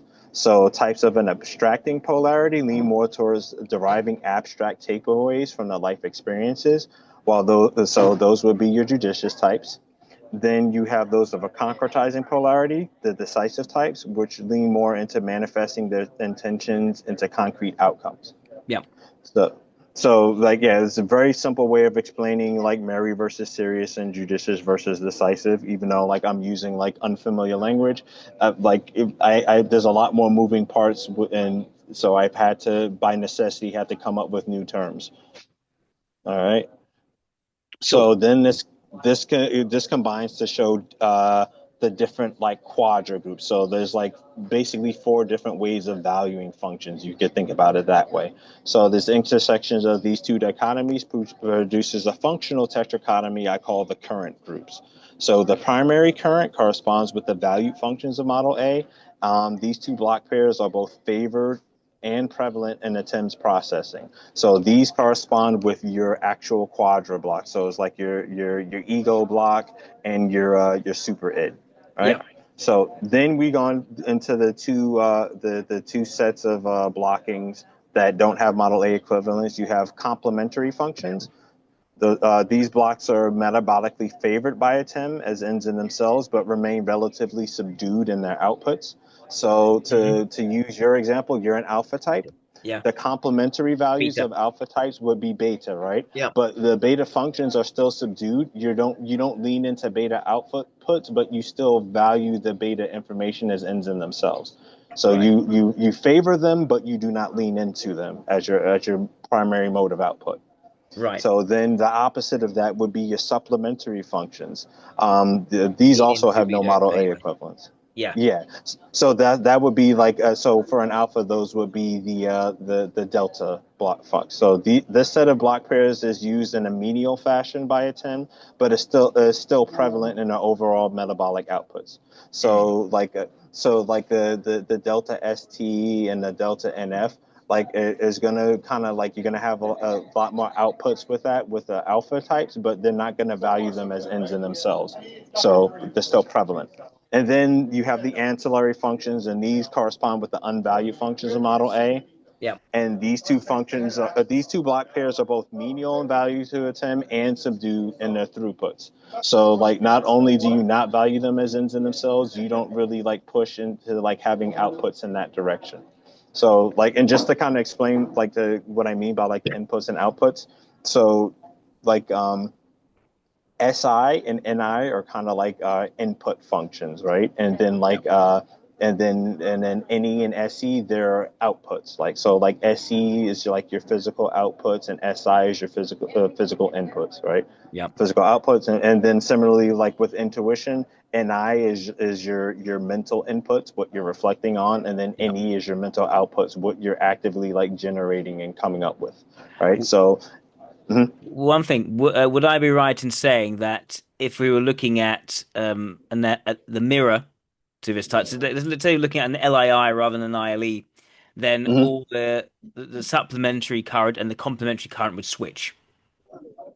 Well, no, it doesn't change with rationality. So it changes by quadrant. So like model A shows you the opposite relations between like your two opposing quadrants, right? So you're an alpha type, so Yep. those are your value functions, and then you have like your gamma function. Oh. But the ones on the side tells you the nuances of how you value the two adjacent quadrants. So it tells you your relationship to like if you're a democratic type, it's going to tell you your relation to delta versus beta, right? So Okay. like mhm, That's the part I find interesting. So mhm, yeah, I could see, for instance, how an alpha would, so how an ILE would lean towards beta in one way and lean towards delta in a different way.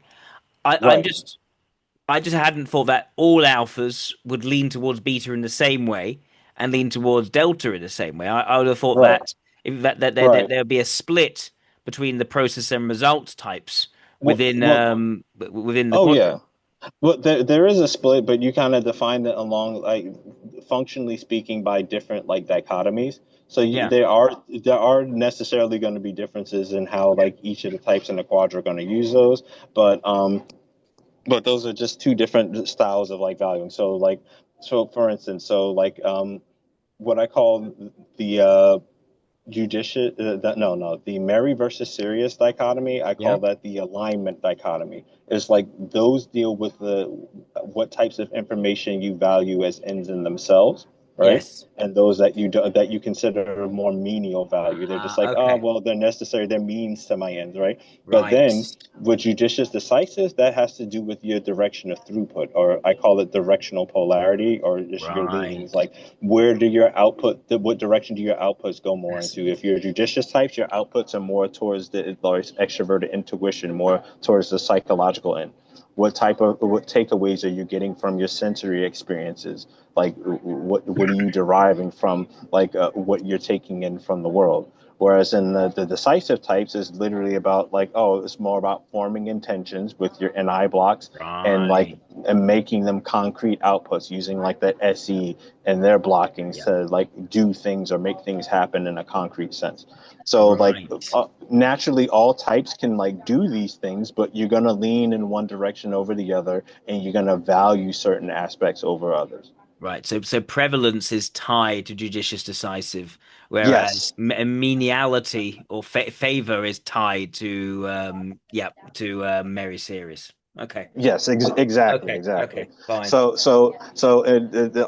All everything that you're going to see here is semantically, like in terms of like the actual definition. I may use a lot of different labels, but semantically, I made sure that it's like congruent with like classical model A. So there's no like real like linguistic contradiction or logical contradiction. This just adds like an Sure. extra layer of nuance. And honestly, I think most people will still get more uses out of Model A. There's a lot less that you have to take up there. Model L is more for people who have already mastered Model Yeah. A and want to add Yeah. an extra layer of nuance to it. So this is more people who want to be more like specialists. Hmm. Gotcha. Yeah. Okay. All right. So then we get to the perspective dichotomy. So now we get to like irrational, irrational, and process result. So this section covers the perspective dichotomies, which corresponds with necessitating versus supplying, or called as they're called the model A, accepting, producing.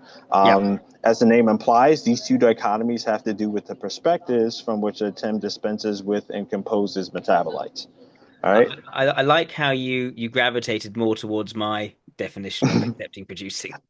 I no, I think I think that a lot of the terms that you use for the function dichotomies were strictly improvements over like the old ones in like Thank Wikisocion. you. It's just like out of necessity, since I'm doubling the number of function dichotomies, I had to whip out the thesaurus. Sure, sure, sure, sure. No, I get it. I get it. I get it. Yeah. Okay, so you have the first one that I call the dispensatory frame or just frame dichotomy. So that has to do with like rational versus irrational. Yeah. So um, now the function dichotomy for this in model L, I call pivotal versus contingent function. So this has to do with the frame of reference from which a type primarily dispenses metabolites through the field of awareness.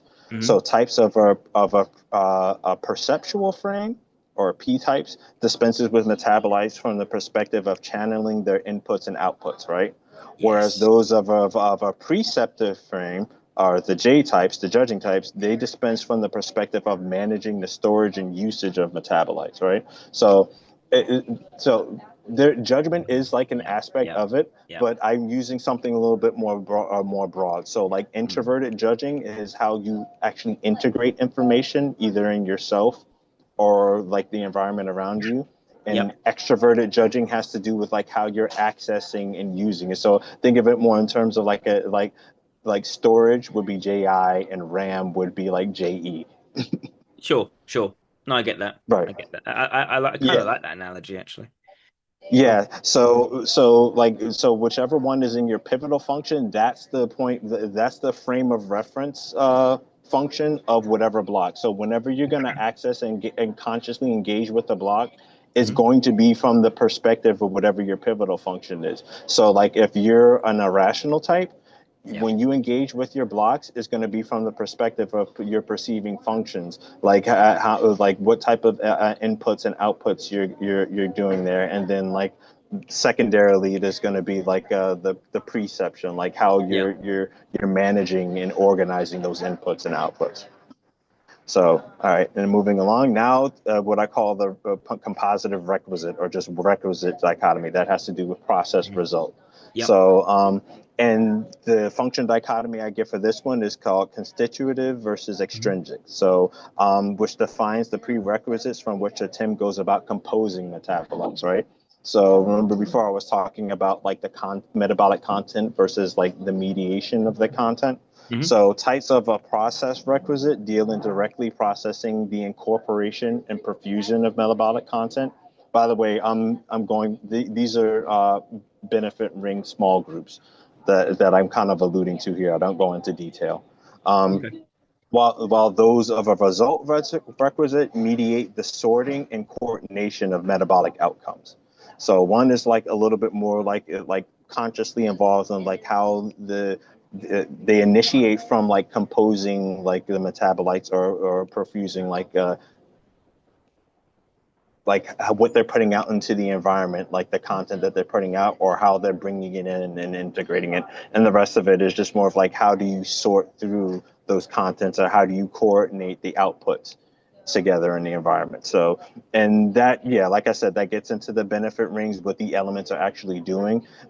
You can kind of like extrapolate like how that manifests at the level of the type, but that goes into the weeds, and that's yeah, it's kind of you don't want to get lost in that. Okay. So then now you get the small groups that those combine into the functional small groups, and I call them the ensemble groups. So you have the necessitating ensemble, which corresponds with Mhm. the accepting functions of Model A. So these two function pairs are pivotal in the perspective through which the metabolites are Yep. dispensed by Yep. the blocks, and they also set the requirements of how those metabolites are composed by the blocks. So Mm. so those would be the dark blue ones on both Model A and in Model L. Yep. Then we get to the two ones that don't have Model A equivalents. So you have the Mhm. accepting ensemble. I just reappropriated that term. So Yep. those are the functions that are pivotal, that serve as the pivotal frame of reference for their respective blocks, but they're extrinsic to the manner in which their metabolites are composed. Mm. So it will be the same like rationality as your type, but opposite on process result. So like you're gonna if you're gonna engage with these blocks, is going to be from the perspective of the accepting ensemble functions, but they're not going to really be like putting in the work orders for like putting together the metabolites. All right, so then there's the producing ensemble. Mhm. So the dispensing of metabolites in these functions is contingent upon their block pair counterparts, but serve a more active role in the composition of the metabolites. And then you get to the supplying functions, which is pretty much defined the same way as a Model A. No real difference. But like yeah, that section Yeah. is just like the interplay between like rational, irrational, and process result. It's kind of hard to kind of like pin down in like behavioral like terms like Yeah. how those work, but It it it's it easier to describe in phenomenological terms. it is complicated because also you're putting together one of the most basic of the type dichotomies with one of the Right. most advanced of the type dichotomies. So Right. it's jarring putting those ones together. Yeah, yeah. This is why I spent like years like agonizing over like how I was gonna frame and phrase and work out the semantics of this. Like Yeah, honestly, like socionics math is relatively easy. yeah. Hashing out the semantics is the really hard part. Exactly, exactly.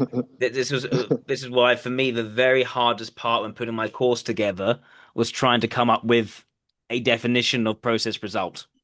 That Right. for me was the hardest part. I managed it for asking, declaring. I managed it for all of them. But as a result, I've come to something. I'm still not entirely satisfied with it, but it's the best I could come up with. Yeah, the more I kind of think of it as like process is the stuff being processed and result is like the means that you use to like label and convey Yeah. the stuff. Yeah, but Okay. it can't be top down. It's got to be a you got to get to that definition through a bottom up process. Exactly. Yeah, That's the exactly. hard part. So, like, all right. So my trick, the secret to my sauce, and like all of Yep. this, I started from the sub elements, right?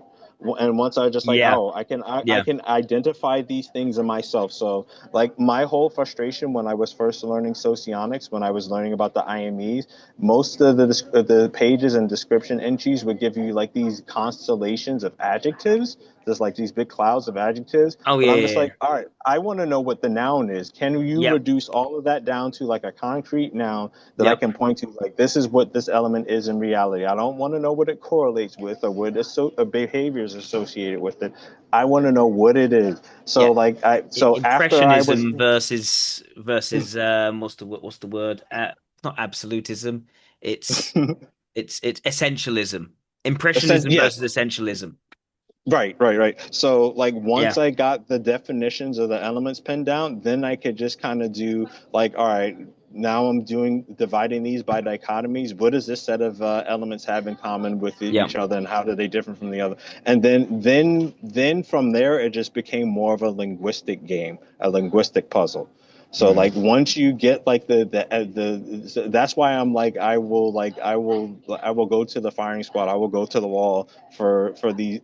the sub element definition because like Yep. I like because like I get to the point where I can see them in myself and I'm able to get people who disagree with my framing to say, oh, I can actually use these to refer to parts of myself. Like, yeah, I'm 100% convinced that I'm correct or at least on the right track with them. Right.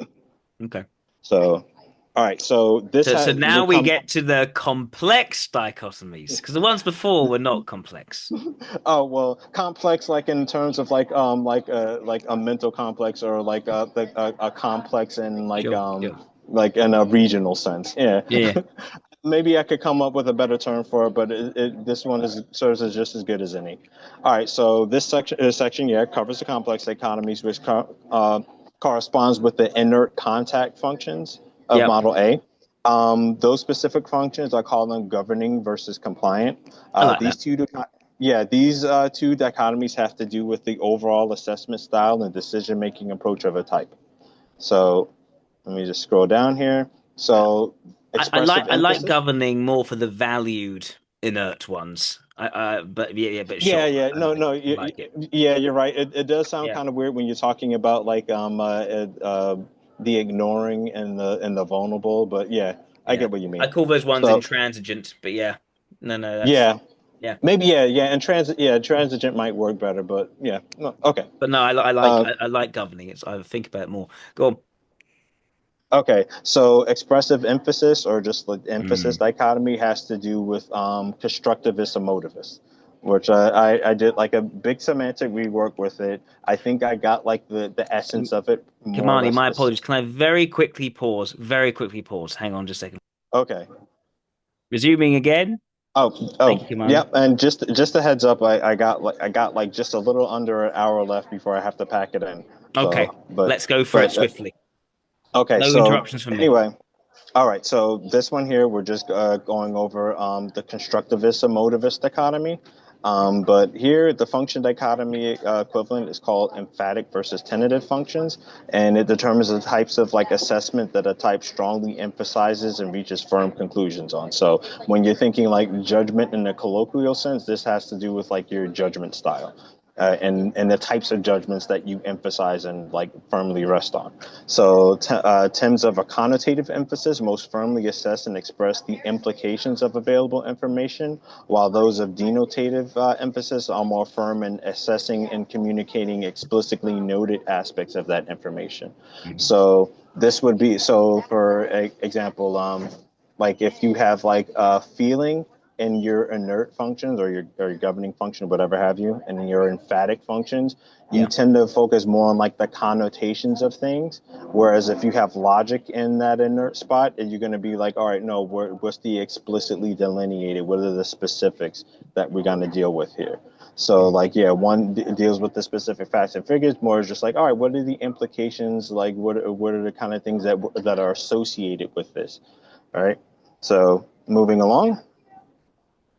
Then we have the operative approach dichotomy. So this has to do with the tactical strategic Rainin dichotomy.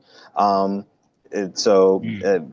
the function dichotomy for this is directive versus conducive functions, and it defines the overall manner in which the type makes and enacts their decisions. So Yep. those of an impromptu approach.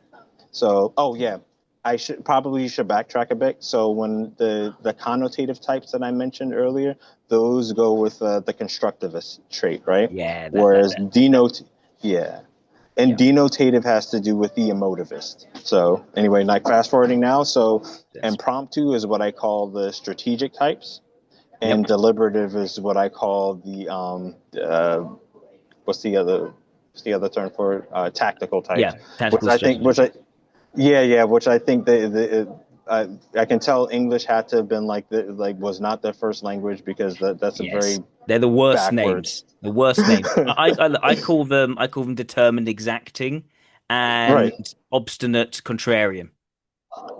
right. Wait, Tactical becomes determined. Strategic right. becomes exacting. Um, Okay, and yeah, hang on. Emotivist.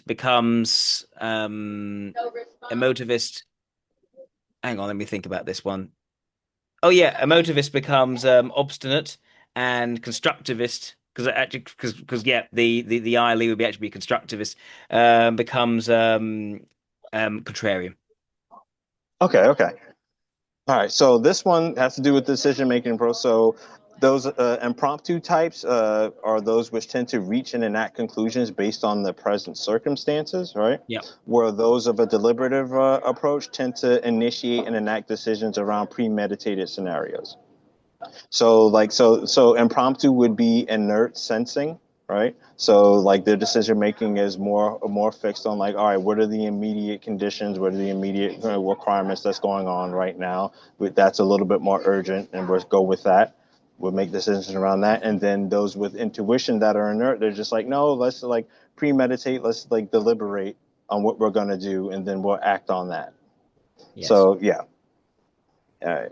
And scrolling down and then into model A, it comes into what I call array small groups. So like the governing array is what it corresponds with the inert functions of model A. So this set of functions not only determine the expresses emphasis of the respective blocks, but also their decision-making directives. So yeah, so they're both emphatic and directive, right? Mhm. Then we get on to the ones that don't have model A equivalents. So the first one is the accommodating array. So while these functions are emphatic in the assessments that are made from them, they serve a passively conducive role to a TIM's overall decision-making approach. Mhm. And then opposite to that will be the facilitating array. Yep. So these functions are tentative in how they assess and express information, but serve a directive role in forming and enacting a TIM's decisions. So, and then finally, we have the compliant array, which is more like along the lines of the contact functions. What did you call them in your scheme? The contact function, so Contact function. Flexible. The flexible ones, yeah, yeah. Yeah, So you call them flexible, I call them compliant. So yeah, these functions same. are tentative in their expression and Yeah, passively conducive in a type's decision making approach. yeah. So all the people out there that were just like constructivists, emotivists, tactical, strategic, like this is one of the ones that frustrated me when I first got into socionics, and I'm sure most people think they sound like gobbledygook too.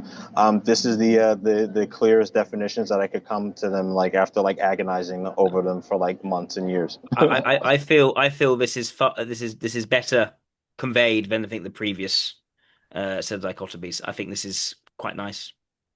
Oh yeah, this one is a bit more like less abstract. So like when you're talking about something like dynamic versus static or process versus result, like stuff like that is a little bit more abstract. But this you're getting more Yeah, into like relatable aspects of like cognition. Oh, you're talking about judgments. Oh, you're talking about decisions. yeah.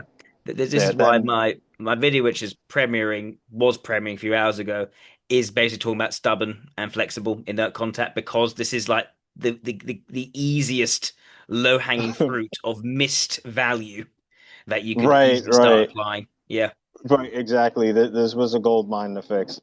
yeah, I came up with the process result dichotomies like a little bit like by accident, like reverse engineering those. But these, it was just like, okay, I'm just looking at the mangled mess that they have in the Wiki Socion entries. Let me see yep, what I can pull out, and yep, that's what I yep, got.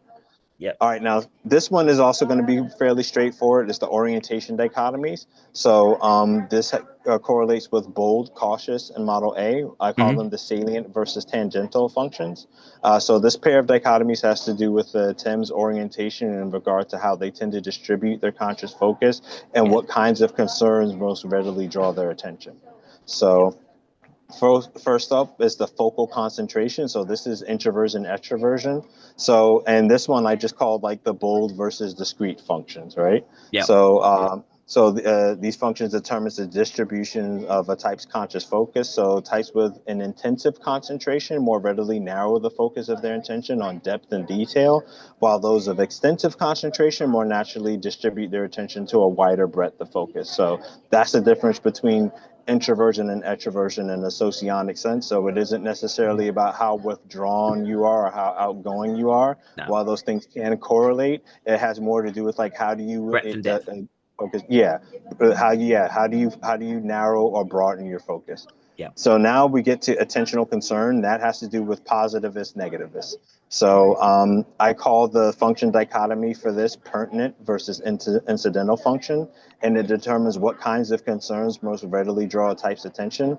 So types of constructive concern or positivist, they tend to be more drawn towards directly producing or reinforcing favorite conditions, while terms of a more corrective concern, or AKA the negativist, are more interested in directly addressing problematic conditions or turning apparent deficiencies towards more favorable ends. So one is more just like, so the way Wiki Socion describes it, more like, oh, glass half empty, half full. Yeah, it's kind of like that. So like, I'll give an example. yeah, Like we'll use any, like, so positivist any, that would be like the ILE. It would be like actively generating new ideas and concepts and variations on those ideas. yeah, Whereas and and IEE is more of like, how could we do this differently?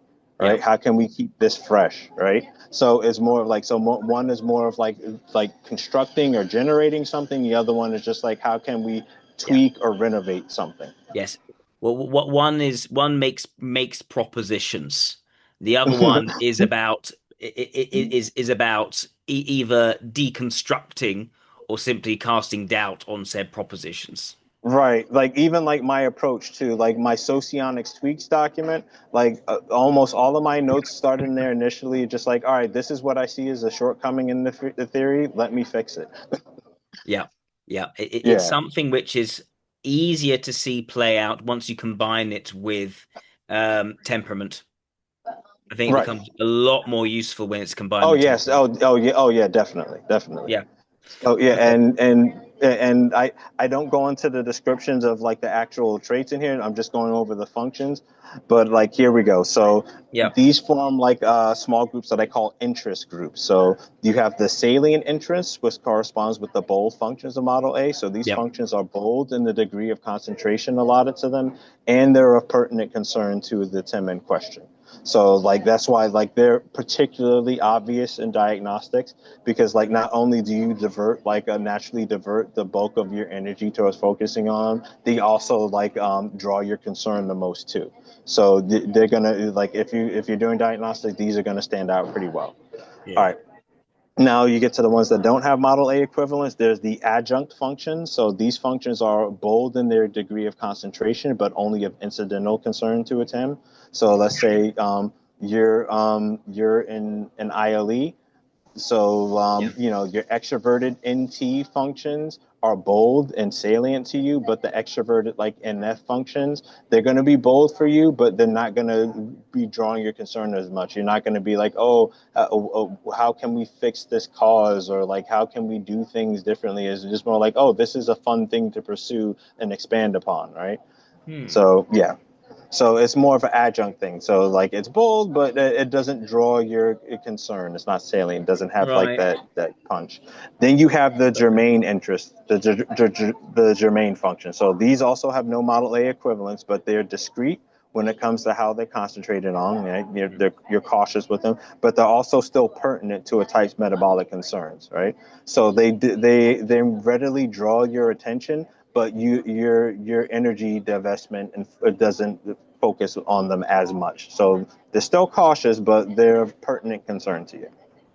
Okay. And then there's the tangential functions, which correspond with the cautious functions of model A, and they're both discrete in their use and of incidental concern to a type. So yeah, and then I have the color coding here. Anybody who's like interested in the PDF, I'll see about is there you know what? I'll just make a post in the group linking to the PDF here. I'm not sure what a better way to distribute it to anybody in the community, but yeah, I'll try to share that. I think All right. that'd be very valuable. One thing I would recommend is getting the filled in type map model L for each type. I think that would make it a lot easier for That, people to then th- see. th- right. That's actually like the next thing because like I was considering like just doing this all of that with one go and including it in this, but then Yeah. it would stop being a booklet and then like it would be very long. So But I did I my mean, all you need is one page with the 16 type maps, and because the way it's done, you can see each of those would be you might as well just fill in a type in there. oh right Each right no square, no just fill in the type. Yeah,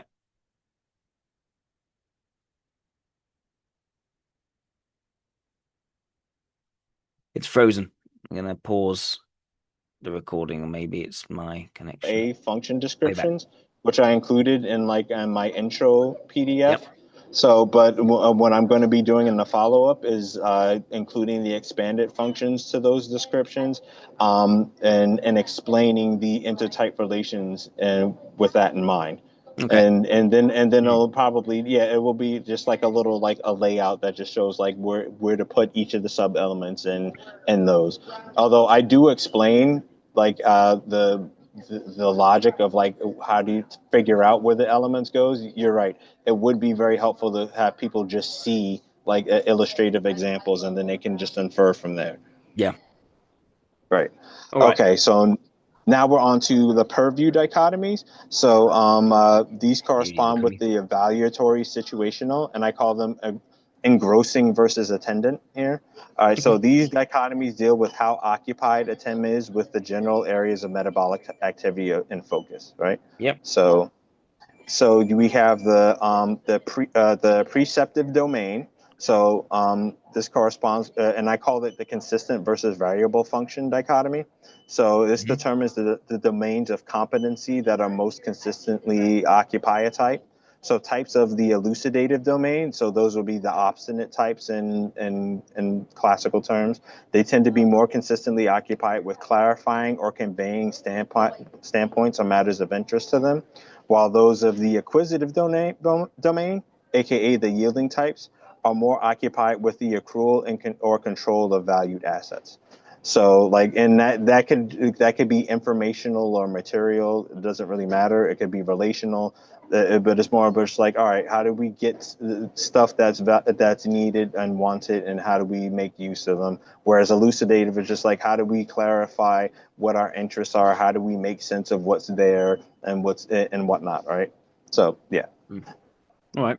So then we have the perceptual sphere dichotomy. So that so the previous Yeah. dichotomy had to do with yielding versus obstinate.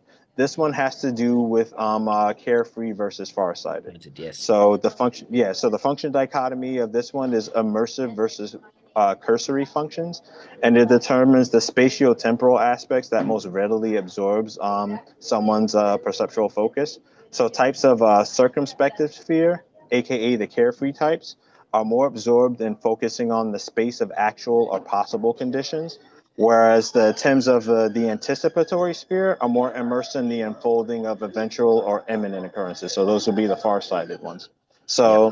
So just to kind of help clarify on this one, so think about like the introverted sensing types or the extroverted intuitive types, what their focus is more occupied on. Like, all right, so introverted sensing, what is that? All right, what's immediately happening right now? What's actually happening to me? What's happening around me? And then with intuition, it's just like, oh, what are the different alternatives that we could have, right? Yeah. Whereas the anticipatory types, they're more leaning down the tunnel of time. Whereas if the introverted intuition aspect, you're looking it down, reflecting down memory lane or imagining future scenarios. Whereas like the extroverted sensing type, they're more of like what's more imminent, right? Like Um, what are you actually doing and how are you make it actively shaping the course of yes. events.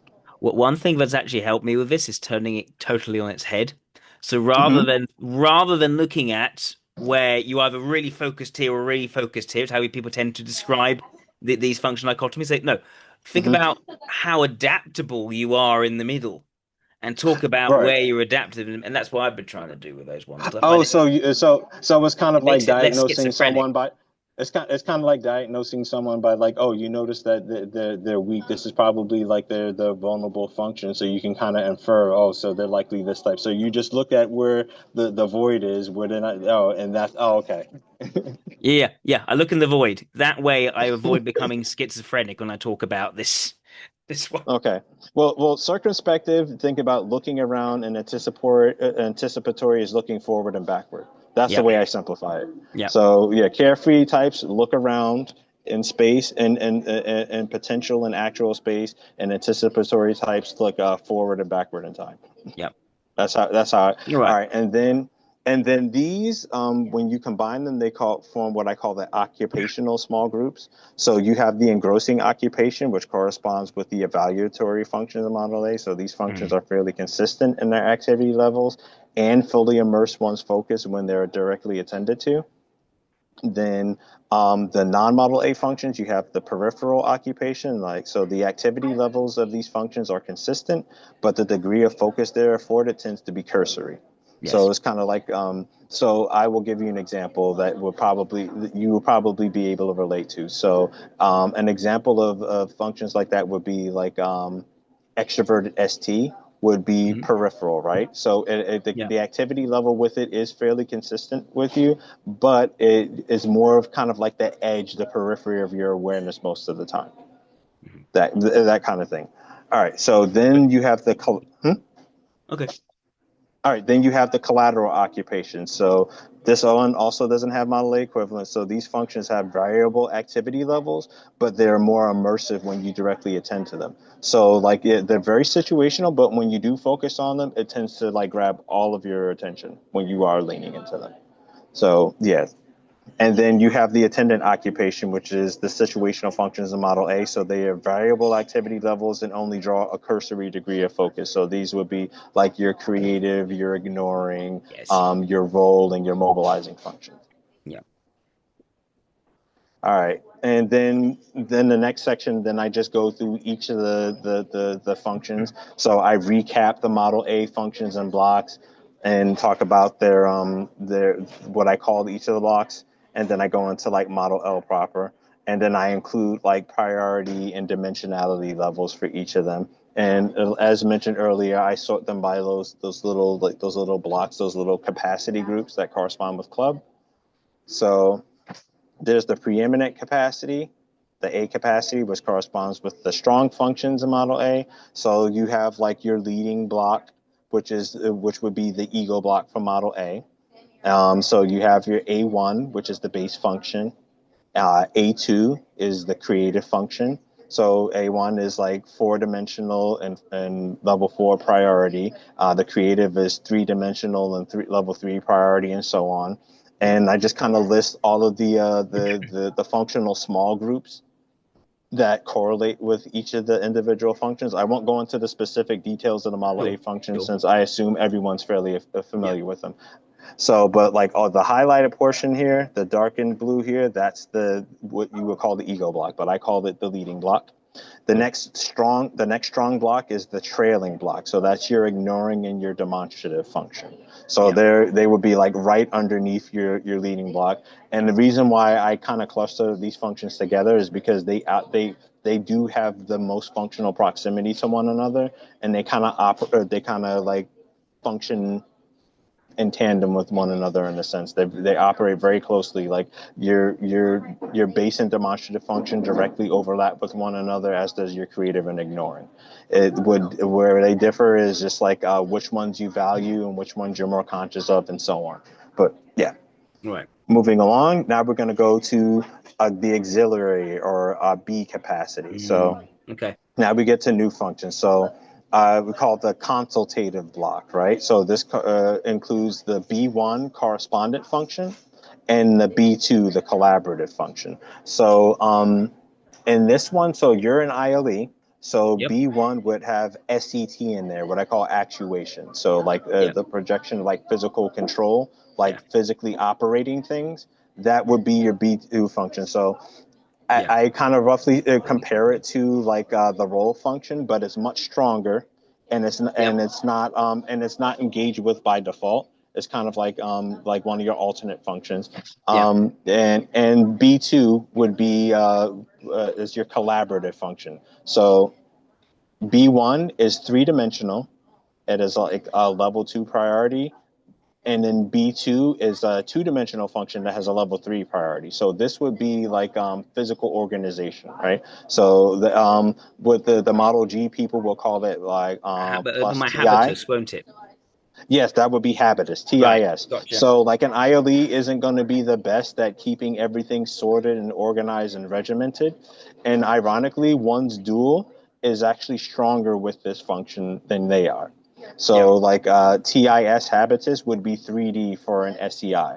So, and for them, it would occupy like another function I call the galvanizing function. We won't get into that. Yeah. But Yeah. basically, when I did these descriptions, I kind of like described them in terms of like Model A functions as comparison. It's just a very loose comparison. They're not exactly the same.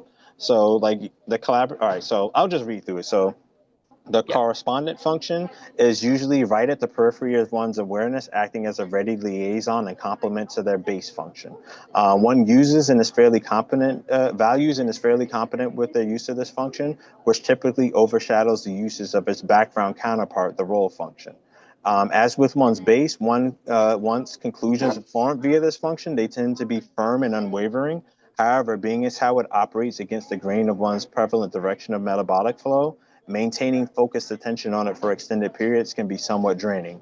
Shifting one's awareness through this position is also necessary to engage and enable conscious uses of the collaborative function, which is I'm getting to now. So this is the two-dimensional function. And it uses, so this would be TIS for you. Use of this function is careful and deliberate, with element aspects in this position being taken seriously enough to direct the utilization of its stronger B1 function. Yeah.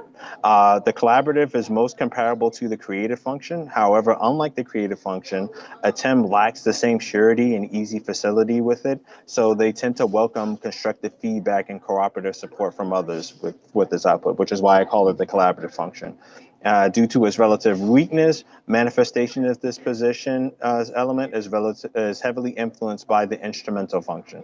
So this is so I kind of get into like, let's say your supervision relation, like so like between an ILE and an LSI, they both project onto one another's like collaborative functions. Mm, So it's more of like a relation of like mutual help, right? mm. Yeah. Whereas and then, but then like I'll get into the other supervision relation when I get to like the C functions.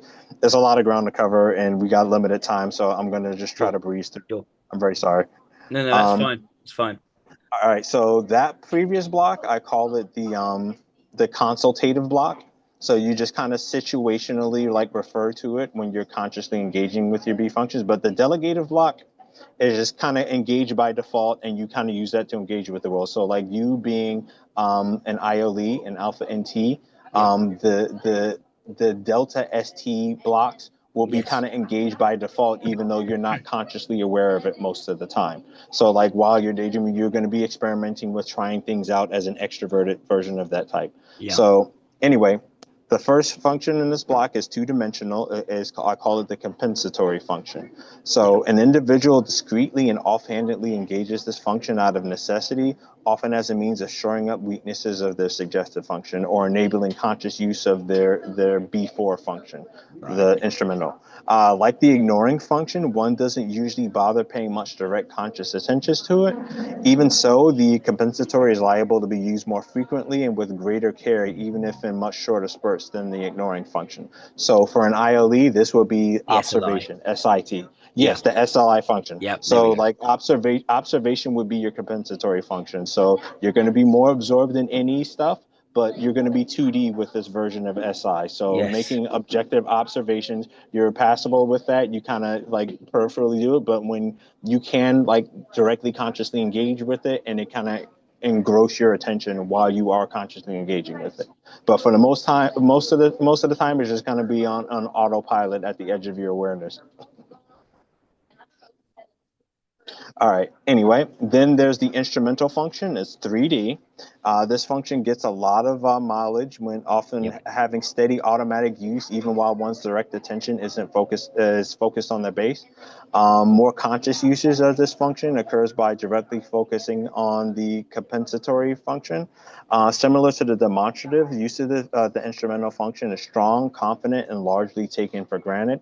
However, the difference is that while it too isn't prized as an end in itself. It's taken somewhat more seriously as a reliable supplementary tool in the service of one's favorite metabolic ends. Yep. So, TES, so like actual hands on tinkering and trying out Yep. things, that would be the instrumental function of an ILE. So, you're just kind of unconsciously most of the time engaging with the world through that. And it's more active in your decision making than your demonstrative function, which would be reason. Mm.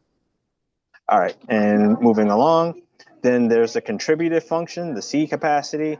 Yep. So that would be the ones on the left hand side. Now, the first block, the mental block here, so to speak, will be I call it correlative because it kind of correlates with whatever you're already doing in your ego block or your leading block. Yes. So first is the C1 subsidiary function is 3D. For an Hmm. ILE, it would hold it would map to like an IEE, right? Yep. So inspiration, NIF would be like your subsidiary function. So Yep. sharing the same metabolic phase and polarity as one's base function while being of menial value. This position operation end up being largely subsumed by the uses of its base one, the A1 function or the base function. Yep. So like whatever you're doing with your base function, this is like almost literally the shadow of what you're doing with Yep. your base function. Yep. One can readily and confidently engage this function, but its usage is most often in the background of their awareness and overwhelmingly co-opted in favor of directly facilitating the agenda set through their base function. This typically results in careless processing of its tandem partner, which I call the negligent function, which I will Yep. get to next. So the negligent function is 2D. Tim's relationship with the element occupying this position is most comparable to that of their vulnerable function. So for like an ILE, this would Mm. be like intuitive FI. Yes. So this Yeah, function is pretty much utilized with the same reckless indifference as the vulnerable function, makes but with sense. significantly more ease and usually operating more at the margins of one's awareness. Not much care is afforded to the expression of this function for its own sake, which tends to be overwhelmingly in accordance with the element occupying the stronger and metabolically favored galvanizing function, or C4. So we're going to move on to the next block, the supportive block, right? So it's of complementary value. So this would be for an alpha NT, it would be beta NF functions. Yes. So the first one of this block is two-dimensional. It's called the prompting function. So this function serves a role that's somewhat analogous to one's suggestive function. However, being a two-dimensional position, one has a considerably easier time using it and on one's own, though outside contribution from others is often appreciated. In the absence of outside source providing quality contributions, this function generally operates very much in the background of one's awareness, spontaneously chiming in with feedback pertinent to the uses of one's base element. This position is also crucial for directing the usage and directly engaging with the tandem partner, which I call the galvanizing function. So in the case of an ILE, this would map to an IEI's base function, right? So reverie. So like while you're ideating and coming up with ideas, in the background, you're also like producing scenarios to encapsulate those ideas, right? You're kind of playing out like even though you're not necessarily trying to like envision the detailed narrative path of the future, you're still playing out your ideas in some type of scenario space. So this is operating in the background and not with the same degree of sophistication of an NI base. So, but this aspect of NI, like an alpha is going to value as an end in itself, but as usual, they're not going to lean into it as much. It's just kind of like Mhm. playing a supportive role, as the block suggests. All Yeah. right, now then there's the C4 function, the galvanizing function is 3D. This position is functionally akin to one's mobilizing function, operating in the background, heavily influencing the expression of one's Yeah. foreground elements. However, in this Mhm. case, being a 3D position makes this function considerably Mhm. easier to use, and the subject has a greater mastery of it. Almost more than any other background function, type is liable to engage with and draw feedback derived from this position to the fore of their interactions, especially in response to collaborative function requests for assistance. Mhm. So this is how this plays a role in dualization as well. So each type in a dual relation, their collaborative function maps onto the galvanizing function of the other. Mhm. So anyway, when not being consciously engaged, this position revs up the conscious production of one's creative function. Unlike the mobilizing function, however, the C4 function doesn't play a role in directing how one applies the outputs Yeah. of the creative function. So in your case, as an ILE, it would be EIE. intuitive FE, right? So Yeah. more rhetoric. So an ILE is going to have a much easier time with rhetorical, like emotive language, than they would Yeah. say physical affectation. Yeah. So yeah. And then the rest of the functions is the inferior capacity. Those will be the weak functions of Model A, which everyone is should be familiar with if they're here. But just to run down, I call the blocks differently. So the id block, no, the super Diverting ego block. block, yeah, the super ego block I call diverting because it diverts your attention, and then I call the super id Mhm. block the dovetailing block because it dovetails with your leading functions, Yeah. obviously. Yeah. But yeah, That's nice. so yeah, I hope that it serves as a complement to and expansion on Model A. I'm not trying to necessarily contradict or override No. Model A, even though I use a lot of different terminology. But anybody who's like I would recommend this for typists or those who want to really get involved in the nitty gritty of the theory.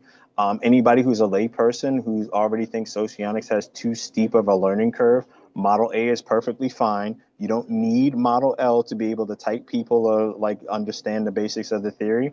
But if you want to get more in depth in your understanding and be able Mm. to like be like a typist and be able to deal with edge cases a lot more easily, this I would recommend Model L. What I find interesting, comparing to Model G, I have Mm-hmm. difficulties with the fundamental reasons for Model G's departure, and things Mm-hmm. get more and more and more problematic the further and further up it goes. With Right, this, I have some niggles with the fundamental reasoning for the departure, but right, the further and further it goes, the more I feel it actually has practical value. right, And in right. that regard, I think you have created something, yeah, with Alicia as well. But you've kind of taken the horns of it, and really proceeded with it to its logical conclusions. I feel you've created something here of great and significant value to certainly the classical socionics community, and I would like to applaud your efforts because I think Thank you, thank you.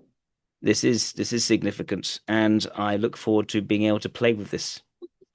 Right. Yeah, no, you're gonna have a lot of fun with this. Like, Mm, and you probably like Model A is probably a dead beaten horse for you. This will mm, definitely expand things for you. You will have a lot of fun with it. I've shared it with like a couple other like hmm. socionists, and they're having fun playing around with like Yes. the added wiggle room. I think where I would like to add value, and my wife's complaining, where I'd like to Okay. add value is also bringing the insights I've been able to generate from the creation of my course and the filling in of gaps in terms of the meanings of definitions from a bottom-up approach. I'd like to take that to this and see what happens. Oh, and I would like to say that like even though I have like my own semantics, so the cool thing about the structure, having the expanded structure, someone can still fill in their own semantics, right? Like Yeah. you would still have to like make sure it's like internally consistent and coherent, but Yes. someone can use this structure having while using different semantics. The same way different schools of socionics still use Model A, even though they have different methodology and slightly different like definitions of types and elements. Yep. Like it's the same thing with this. Like so you can still use this structure as scaffolding for whatever your understanding is. Of course, I'm partial to the definitions and semantics I've been spending years working on, but like if you have your own semantic scheme or your preferred terminology, you can still plug it into the structure as Yep. long as you grasp like how it maps onto the socion. All right. Kimani, my deepest thanks to you, my gratitude to you. No problem. Let's see how people react to this video. All Thank you right, let's everyone for see. tuning Let's in. go. Take care now. All right, see you, man.